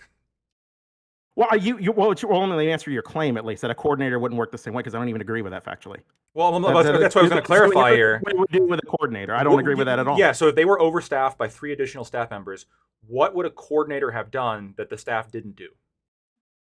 I would imagine make a phone call and say, "Hey, issue this IPAWS out to their residents so they know to get to higher ground. To Kirk Don't County. just sit on it and linger at it." Yes, the coordinator will. Because it could be the case that Kirk County officials don't necessarily know how to respond to that either. They might actually get the warning. They did get the warning. So they didn't send it out. They didn't send it out, right? Because they don't have like the depth of knowledge that maybe an emergency coordinator. We don't know why they didn't send it out. This is all speculation.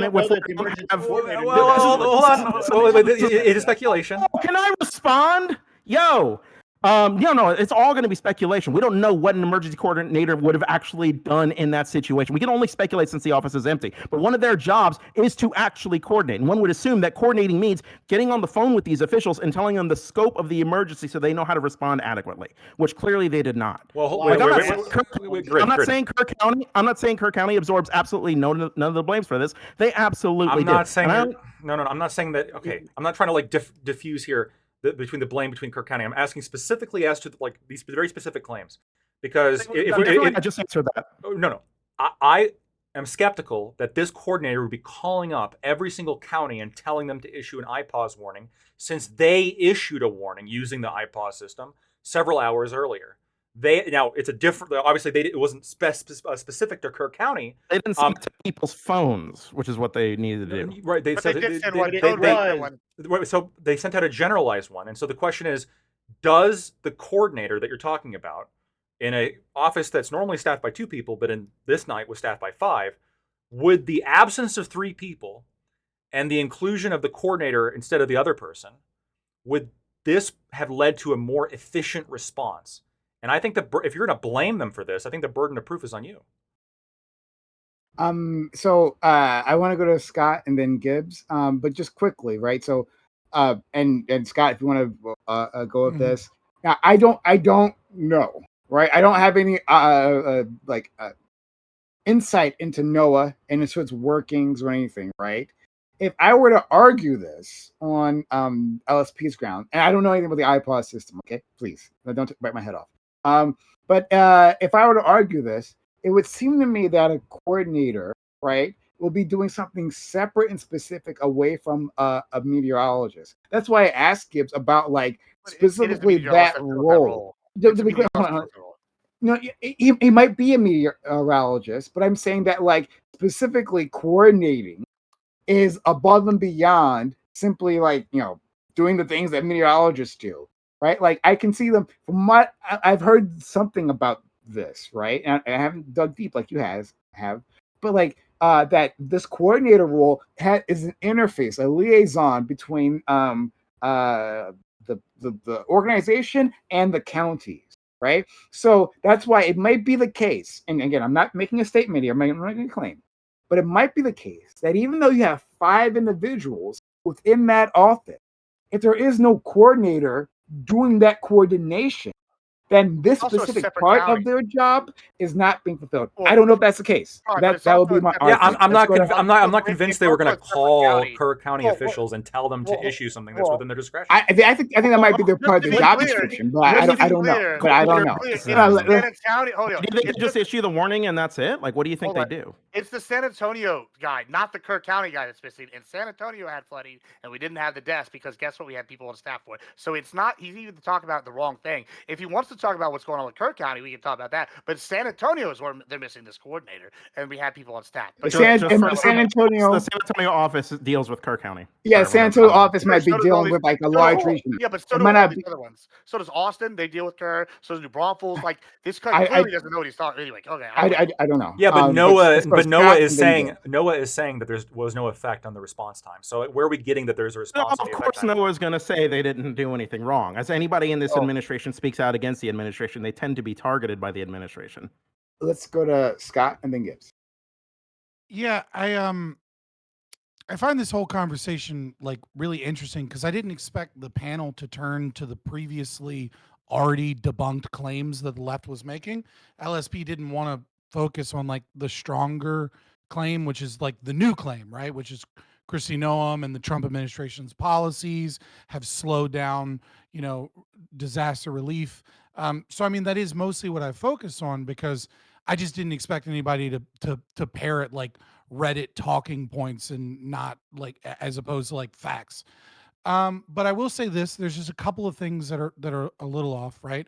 It is important to note that Kerr County is even worse than Admiral Gibbs is describing because, for the record, they did take the COVID disaster relief money that could have been used on a flood warning system. So even though they, the judge in question had denied the $1 million out of their $67 million yearly budget to put in the flood system, and even though there was several rejections that had been passed through, even though they made a decision to, not the judge specifically, but the local government in Kerr County, to use that $10 million to upgrade systems for the sheriff county office and like they had like a new Motorola system, a few other things. So over and over and over again, the problem is Kerr County. The problem is how Kerr County has dealt with this, and this has all been already like completely debunked. That's why the media has moved on to hit pieces against David Richardson and moved on to blaming the Trump administration and the cuts requiring people to file expenditures on 100K. Like that's the new talking point. And like the panel is stuck on the old talking points, of which the left has already been shown is all bullshit. And so like instead of and like we do this weird thing. And the right does this, the left does it too. I think the left does it a little bit more, where like everything is dismissive and like whatever and not a big deal is kind of how when it's your own problem. And then as LSP rightly calls out, right? Like he says, answer my argument, and then what he usually gets is a meme or dismissive. And then what the left really does is they hone in really, really, really, really microscopic level to try and get a W and distract from the entire conversation. So now we are at a point where, well, actually, since the Trump cuts of staff and there was a temporary person there, if they had a permanent person there, he would have actually been so much more qualified, and he would have issued the IPAWs in like a different way, and Kerr County would have, like, when they got the same warning from the same fucking guy, would have, like, maybe they would have gotten a phone call to follow that up to make sure they did the thing that they were already informed to do. So actually this is Trump's fault. And it's like, it reminds me of like QAnon, like 5D chess, but in the reverse of like, how can we connect this to Trump somehow? And it's like, just go with the standard talking points of today, not the dumb shit that's already been debunked from yesterday. I just don't get this. Like, why are we even talking about this portion? It's not even the debate topic. And Prime knows it's not the debate topic because he gave us a fucking article about the actual debate topic, because that's the left's current talking points. And LSP is trying to drag us back to the shit that Destiny's retarded ass said on Piers Morgan for some fucking reason.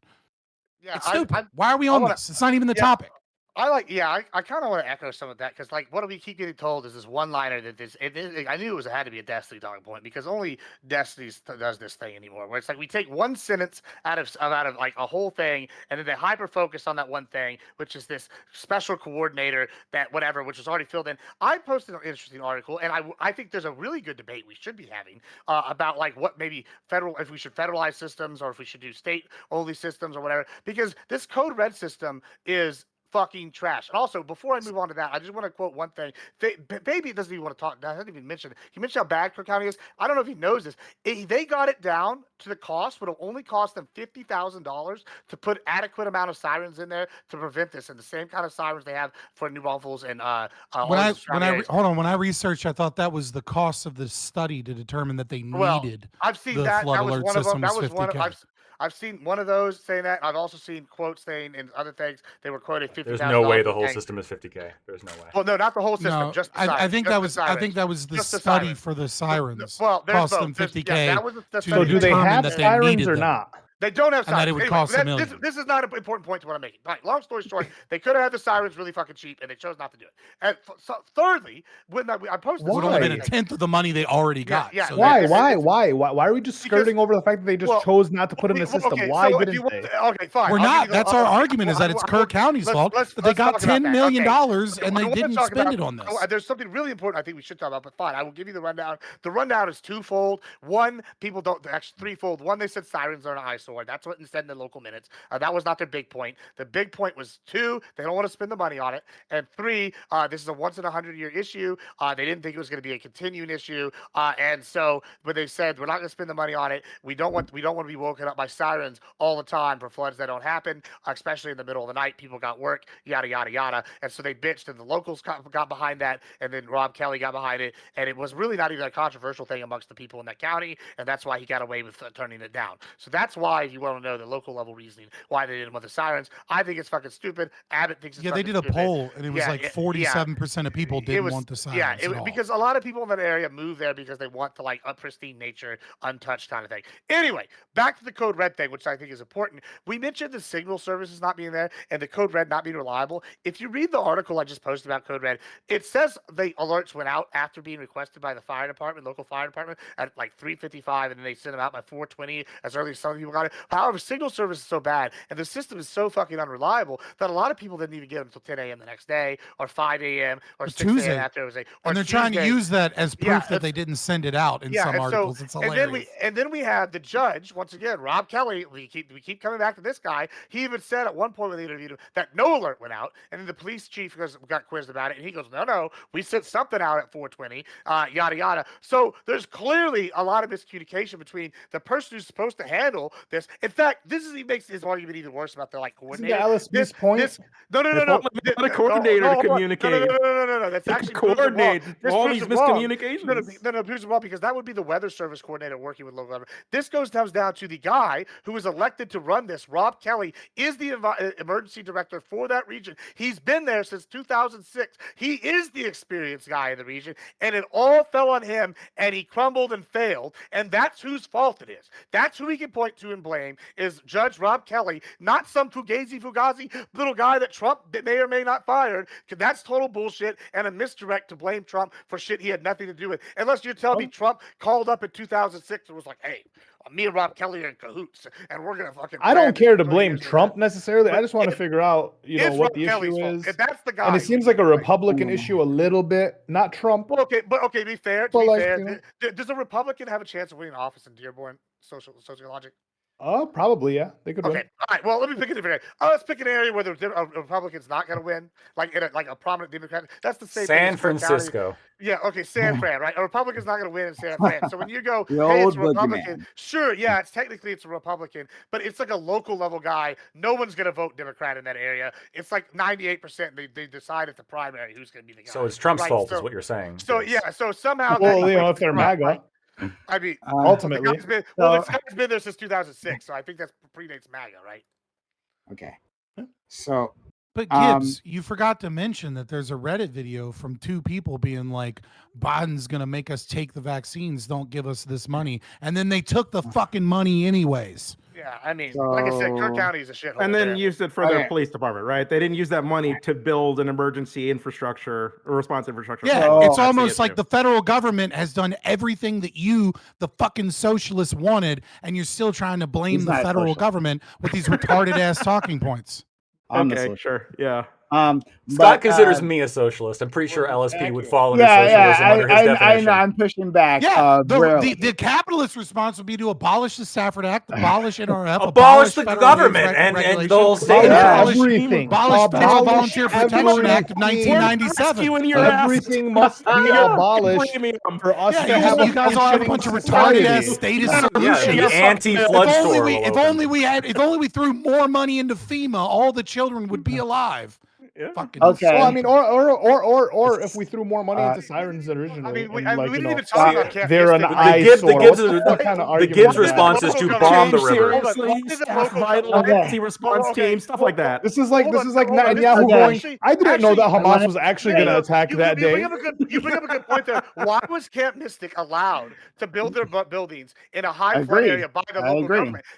Is that Trump's fault? No, that's the local government's fault. They shouldn't allow them to build there. And like, so when we're sitting here going, hey, it's Trump, like, no, let's talk about the real issue instead of being partisan hacks like LSP. I agree with that laws point now. All right, so Trump doesn't know the geography of every place in the country. It sounds like if he did. That's why he blamed Biden. It's Biden's terrain, right? It's Biden's topography. Now, not yet. It hasn't changed.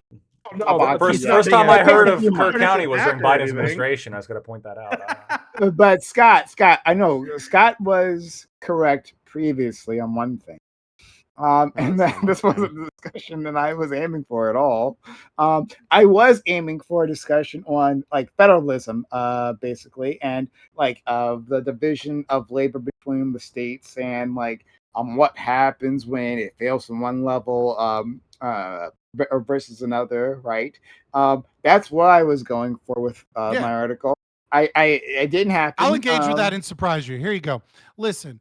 I agree. I'm always for more local authority and less federal authority as a means of getting closer to what I want. But there's a problem here when we're talking about disasters. And the problem is that disasters don't strike one fucking state and never touch another state. And that's why we have organizations that's why we have FEMA. That's why we have all of these other things, because it does require at least maybe not a national response, but it cannot simply be done by one state, right? Like you could have compacts. You could have multi-state compacts for that, though. You absolutely could. That is one way to do it. And another way to do it is to abolish all the fucking regulations that stop private companies and corporations from being able to actually offer assistance and aid.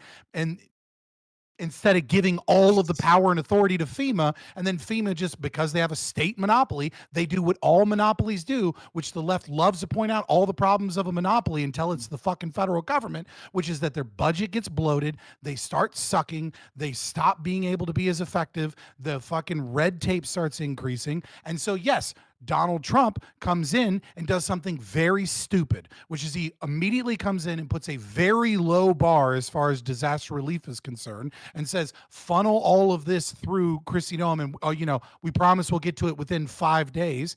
And then they said, look, there are other agencies like the Coast Guard and CPB, et cetera, but CPB and the Coast Guard are not fucking trained and don't have the staff to do what it is that FEMA does, right? Like, while they are trained to do some things, there's obviously a subject matter expert here, and the subject matter expert is FEMA. So you need to get rid of these regulations and allow the market to step in, and you don't fucking put in this arbitrarily extremely low number that is going to slow down the process. This is part of a fuck up by Trump. All this other old shit is retarded. Scott, pre-FEMA, we had the National Guard and local governments that worked together through the National Guard to do what FEMA does. Absolutely. And then we made that illegal in 1988. And what I'm saying is you can't just reverse came around because the cost of that fell onto local states, and states couldn't shoulder the cost all on their own. FEMA came about because of I thought it was in response to that.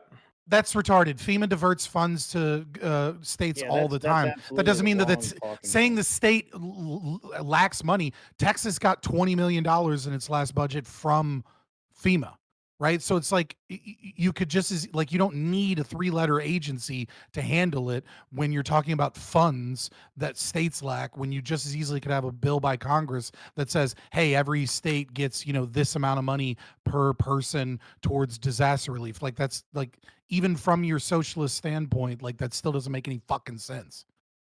FEMA came out of the outcry after Katrina because FEMA was there for Katrina. Jimmy Carter, Jesus.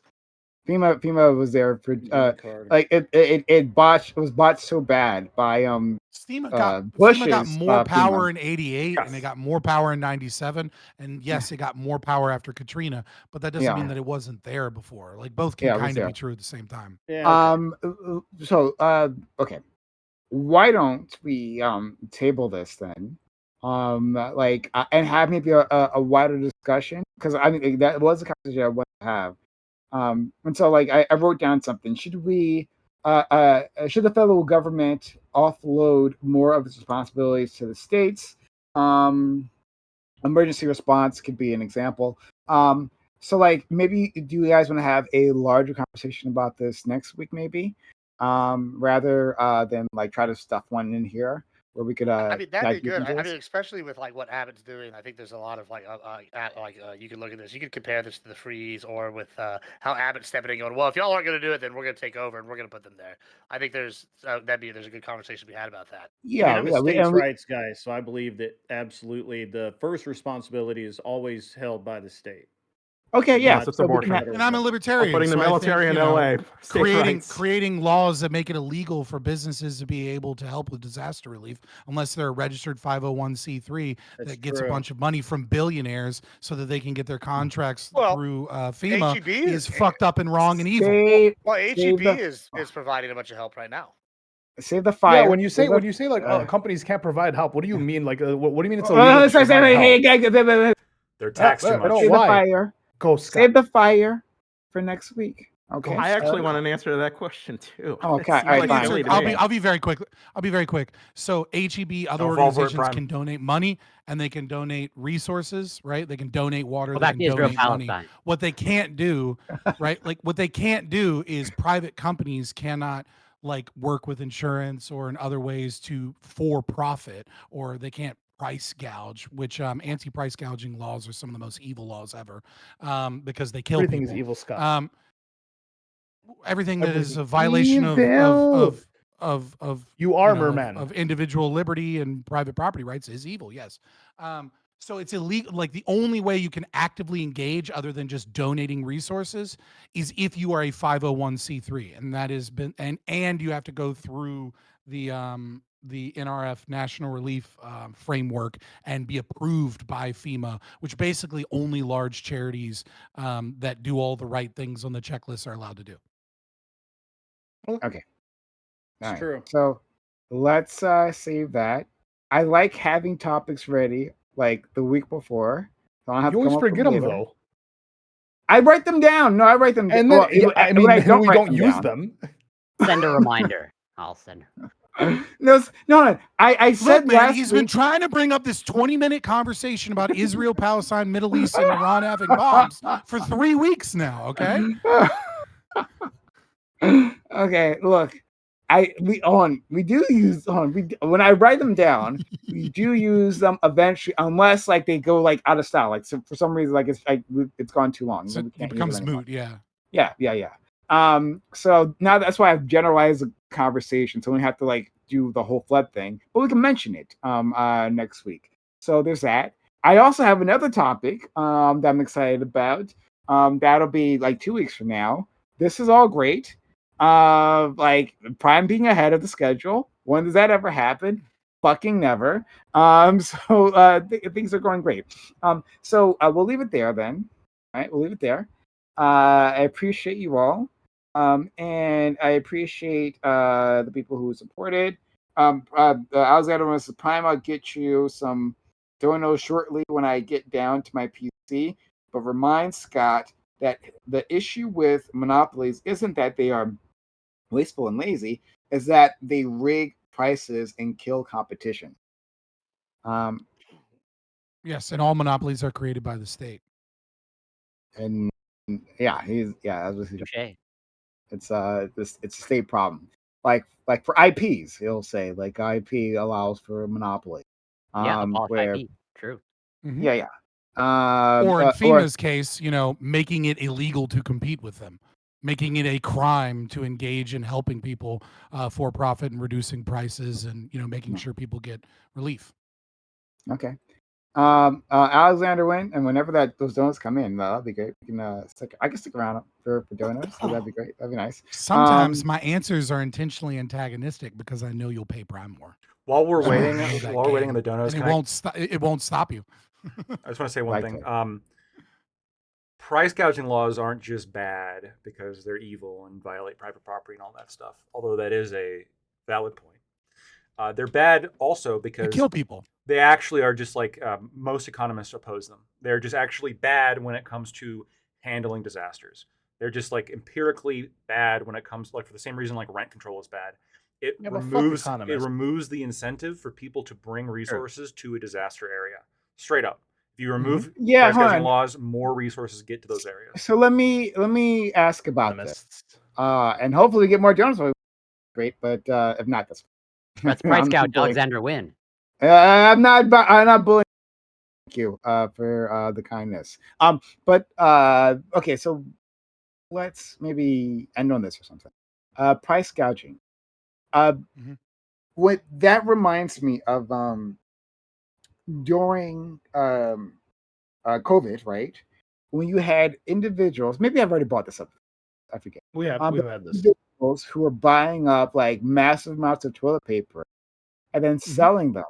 Like 20, like literally the people in their neighborhood. Some of them were doing it online. Super base, but super good. Yes. Of course you would say that. Highly moral. So they're massively raising the price for not something in an emergency disaster area where like people can't get to like the supplies, right? And they're doing them the service of bringing the supplies for them, right? Like they could get to the supplies. They could have gone to Walmart. They could have bought them from Amazon or whatever, right? They could do all those things. They instead buy up the supply and then like charge a massive premium like for the privilege of buying it from them instead of Walmart or whatever. So scalpers, exactly. This is a result. Scalping is good. So this is a result. Hold on. What you're describing is a result of price gouging laws. If you didn't have these price gouging laws, here's what could happen, right? Not only are you going to have the manufacturer you're gonna have two things happen. Not only are toilet paper and all these things going to come in from outside any particular disaster area, or when you have a disaster affect the whole country, I guess this wouldn't be an issue, but it potentially could come from other countries as well. More profit incentive. But the other thing is it incentivizes disaster preparedness, right? Because if I, for example, am betting on the fact that another COVID might happen and toilet paper might become scarce, and I can't raise my price if that happens, I am not going to have a warehouse full of toilet paper prepared for the next disaster that I can then market at an up price, because it's going to cost me a fuck ton of money to store all this toilet paper, and I can't sell it for anything more, right? However, if I can increase the price in literally in response to an increase in demand that stems from any kind of disaster, now it may very well become more economical for me to stockpile necessary supplies for if a disaster happens, because then I can raise the price.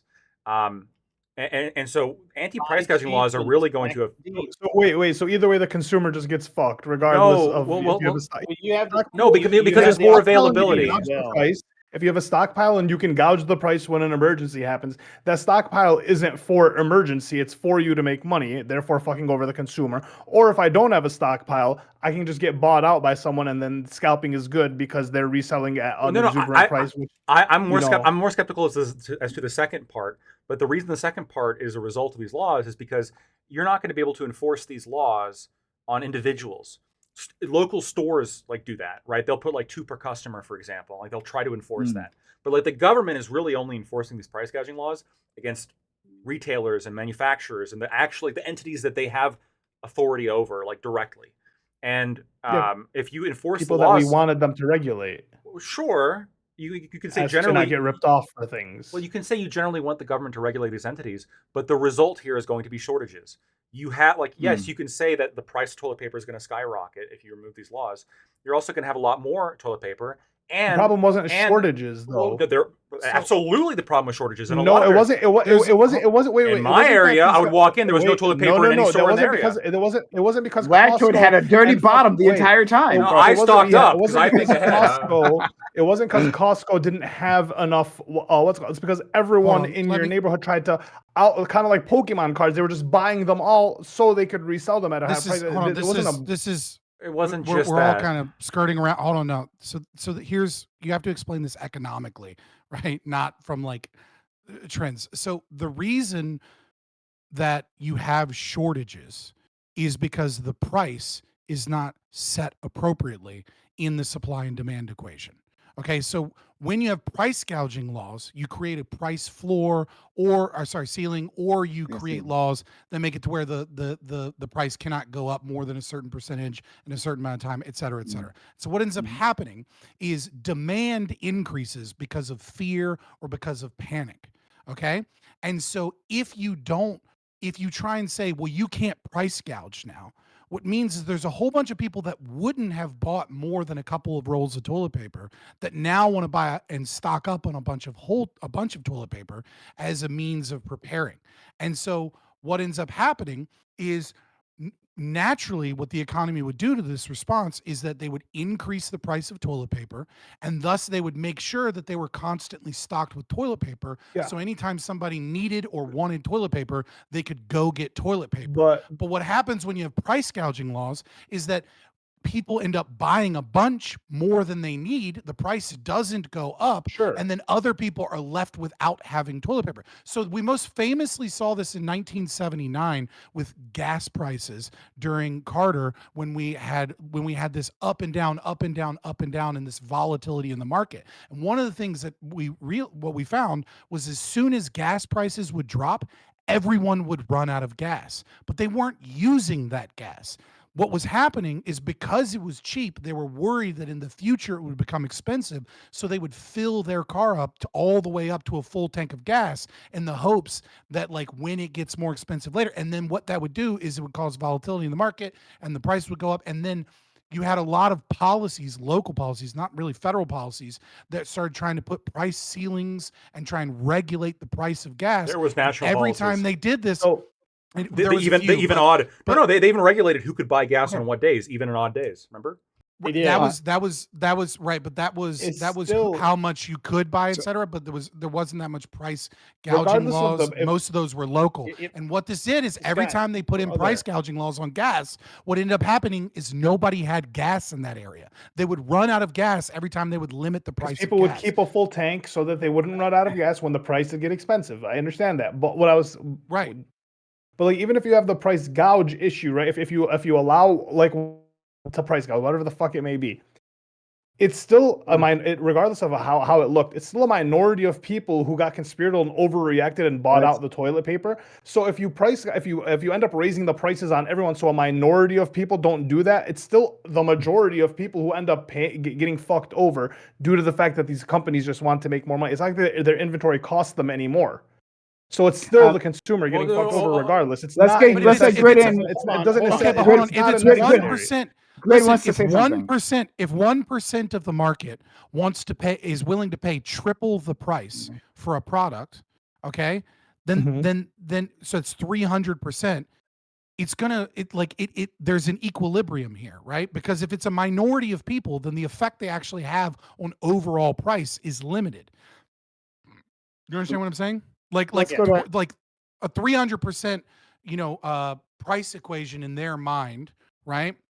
Wouldn't be a 300% price increase everywhere in the long term. It would average out to a 3% price increase. The equilibrium eventually hits back. This concept of, like, one or two crazy people will buy up everything. It's like, in the short term that can happen, but then they're stuck with a bunch of fucking toilet paper. Then they end up reselling it, right? Just as Prime Kai said, there are gougers, if you will, right? That end up reselling it. Now those people come into the market as a black market to circumnavigate what the state has made illegal. Like, it doesn't work the way that you think it does, where, like, one person's going to buy up all the supply and then no one will ever be able to get any supply anywhere else. So we're going to go to our friend Grid. Just very quickly, we got a super chat from Scott, just very quickly. We got a super chat. Just going to read it very quickly. If price gouging, and you can respond to this, the Alexander Wynn, if price gouging is just a natural market response to demand, then looting is just a natural social response to starvation. You don't get to call one moral and the other evil, and both are driven by desperation. One just wears That's a suit. retarded. And this is $50 from Alexander Wynn. Thank you once again. You paid $50 to let everybody. Hold on, you paid $50 to let everybody know that you're retarded. I'm just going to respond to his thing that's obviously at me very quickly. You paid $50 to let everybody know that you're retarded. Okay, the two are not analogous. They're disanalogous because one is theft of property and the other is an increase of price. How the fuck are those two this exact same thing? Let's go to Grid. Yeah, so Scott, one of the interesting things about price gouging is I see this a lot in ammunition. Actually, I don't really care toilet paper. Everybody, right? eventually the Increase package price, will and catch then up. you still have handgun ammo left. Right. Yeah. So at the end of the day, so, like, for example, I learned my lesson back when Obama was elected, and all the ammo dried up and all the components dried up. And when you could find ammo, it was so very, very expensive. It was like 5 times what it would normally go for. And so I learned my lesson then, and then again, and so my motto on all of this stuff is, buy cheap and stack deep. So when the next time came around, when Trump came in the office and everybody thought that there was going to be some big deal go on, and again the primers start running out, powder starts running out, all that stuff. I still had enough. I didn't even stop my competition shooting. I never even slowed down, and I still had enough that if I had wanted to, a box of primers, but also for you're example, rich. yeah, true. But a box of primers, were like $30 when I was buying them, and they went to $115 for a box. And I could have sold all that I had for way more and still had enough to get me through the hard times. And it doesn't take a lot of planning to do that. And so I don't agree with. I'm in the same boat with you with the price gouging laws. I could have complained about people selling, ammunition for 5 times what it went for 2 months ago. But why? I had the same opportunity to buy it when it was cheap. I just didn't, right?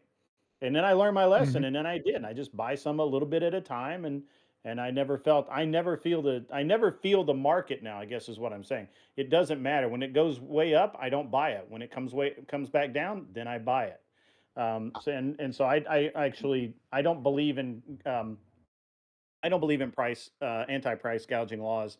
I do believe in there's a kind of a communal kickback or pushback against someone that does something like goes and buys out all of the hand sanitizer within an area, right?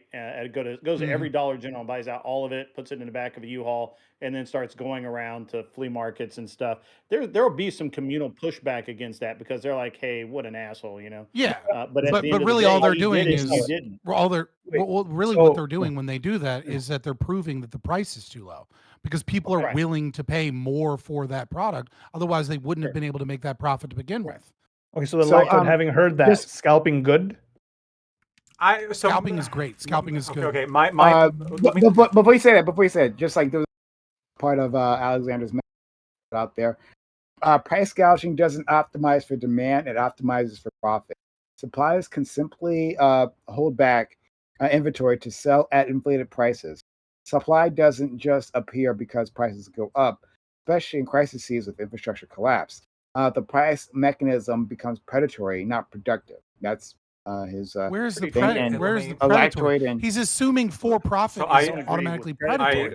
It moves resources towards its most valued ends. That's what it does. We'll let Lactoid go, but also a reminder, guys, this is past 11:30. So if anyone wants to leave, you can leave. It's fine. And after this, I want to Lactoid's response. Okay, y'all be good. So have a good one. There you go. My brother Gibbs. Catch you later, Gibbs. My primary concern with price gouging or the anti-price gouging legislation comes with the effect on both manufacturing and warehousing. Alexander Wynn just said it encourages companies to hold back products until a disaster. That's exactly what you want. Yeah. So this is what I was talking about before when I was talking about warehousing, right? Like the reason why, if it's not economical to warehouse a bunch of spare product to wait for a disaster, because it costs money to warehouse products, and if you can't sell them for anything more than you're selling them for right now, then the profit, the universal time preference, it costs money to warehouse. Exactly, you're right? Losing money. 100%. You got to pay for electricity in warehouse, the real estate, the taxes, all that shit.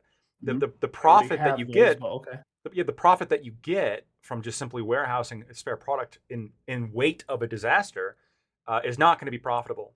The other effect is on manufacturing, right? If I own, let's say, like a company that manufactures water bottles, and then I hear that water bottles in an area are going for $20 an hour because this area is dearth of water bottles, let's say during like a hurricane or something. I'm putting every single worker I have on full overtime to like a good college word. To really just pump out as many water bottles as humanly possible and ship them there immediately. And I'm going to divert all my supply chains from other areas to this disaster area where I can make more money off of selling water bottles. And then I'm going to flood that area. It moves the most valuable resources towards its most valued means. Exactly, because it's more profitable there now. Now, And then what if was people and then can't afford it? And this is what Like, this is you the keep saying exact, it's more profitable, but if the people don't have the means to afford the thing, but if then the it's more not. water, It's no, It no, but reduces price. no, because it here's reduces price here's what because happens. people. No, it literally reduces Let me price explain because this. Let me explain that this. area has Yeah. water bottles missing. Right. You make a profit by moving water bottles in, which means the supply of water bottles increases there, which means you have more opportunity to get cheaper water bottles than you would have been able to get previously. Let me get. So I posted the economics information, like a survey on economists in this. I'm sorry. In the group chat. I get excited about It's Austrian all right. economic theory. Blackjack, does economists own a business though? I don't know if any of those economists own a business, but you can see the vast majority agree with our position here. And here's a good way to put it. Like, do you disagree, Ollie, that rent control actually over time leads to overall increases in rent, like in terms of overall housing costs? Rent control. So I've had this conversation. I did agree to that. So like, yeah, someone explained it to me, but so it is a lot Sure. of. I can explain it. The same logic applies, right? When you have rent control, what happens is you reduce the incentive. Catch you later, Grid. See you, for people to build, for people to build housing. Therefore, the housing eventually becomes expensive because you have to. Yeah. Sorry, Grid. Yeah. Have a good one. Yeah. So the idea is like if you freeze the rent, eventually no one wants to build there. If no one wants to build there, then the houses, then eventually the people that the houses that are owned, they need to be renovated anyways. They're not going to get renovated. Therefore, or in order to renovate, you have to jack the price up. Yeah, exactly. And it's not or that landlords it's just not won't that fix shit. nobody. Yeah, that's people. what I. Yeah. Right. It's not that nobody won't build there. It's just that not enough people will build there because you've artificially interfered with the market to the point where now demand is incentivized to not meet supply, or supply is not incentivized to meet demand. And so if you have the same logic applies here, right? You got an area that desperately needs water bottles. You have two options. One, you don't put any kind of incentive to ship water bottles to this area, and then you're going to result. But you keep the price the same, right? You're going to get shortages. You're going to get people who just cannot find water bottles, no matter how much money they have. The other option is you incentivize dramatically people shipping water bottles to these areas, and then here's what's going to happen: you're going to start everybody trying to get in first on the action is all going to jump in and flood that area with water bottles, right? Now, initially, they're going to get a massive amount of money, right? And a lot of the people who are going to buy water bottles are going to be very wealthy people. But what's going to happen when all the wealthy people in the market? Yeah, when all the wealthy people have already bought up enough water bottles, and all these areas have already started flooding this area with water bottles. What are you going to let the water bottles go unsold? You're going to have to reduce the price in order to meet the price threshold for the people who otherwise couldn't afford it, and you're going to see the price decrease. I mean, there's one more thing very quickly. It also means that when a charity or an organization is giving out water for free in that area, obviously somebody paid for it, right? But when they're giving out water, there's not going to be rich people standing in line to get the free water. They're going to already be in their tent or wherever it is, or having gotten in their RV. More wealth, right? Because if that water came, let's say 2 days later, because the charity took longer because they didn't have the for-profit incentive, so it wasn't competing at the best rate. That means a lot of people already have water, which means of the free water that is available, you can give it to the people that need it in higher degree than you would previously. So this is my issue. Oh, go ahead. So the price gouging means poor people get water for free. Make your money, Prime. Make your money. Two super chats from Alexander. You're muted. He says, I didn't say it encourages companies to hold back product until a disaster. It encourages them to cause or coordinate to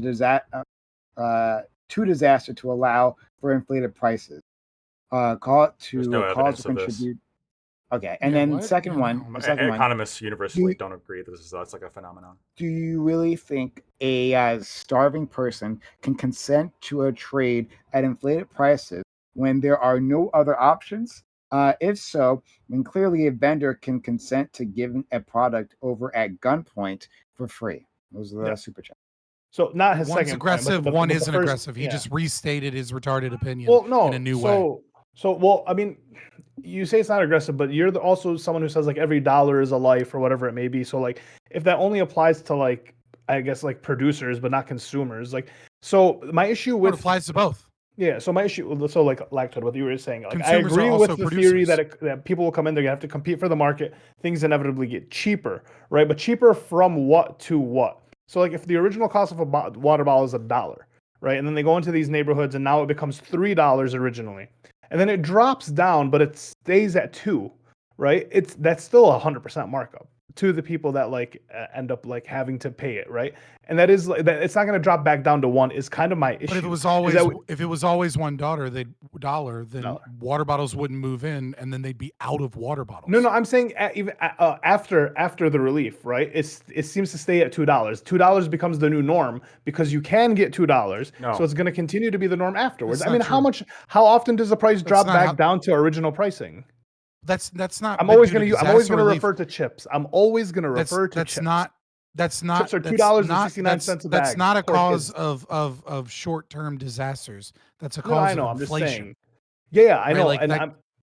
I know. And anytime I hear economists talk, and it's about like eventually these companies do reduce the pricing after blah blah blah blah. It's like, yeah, but the price gets reduced to like it's still at least a 50% markup of original price.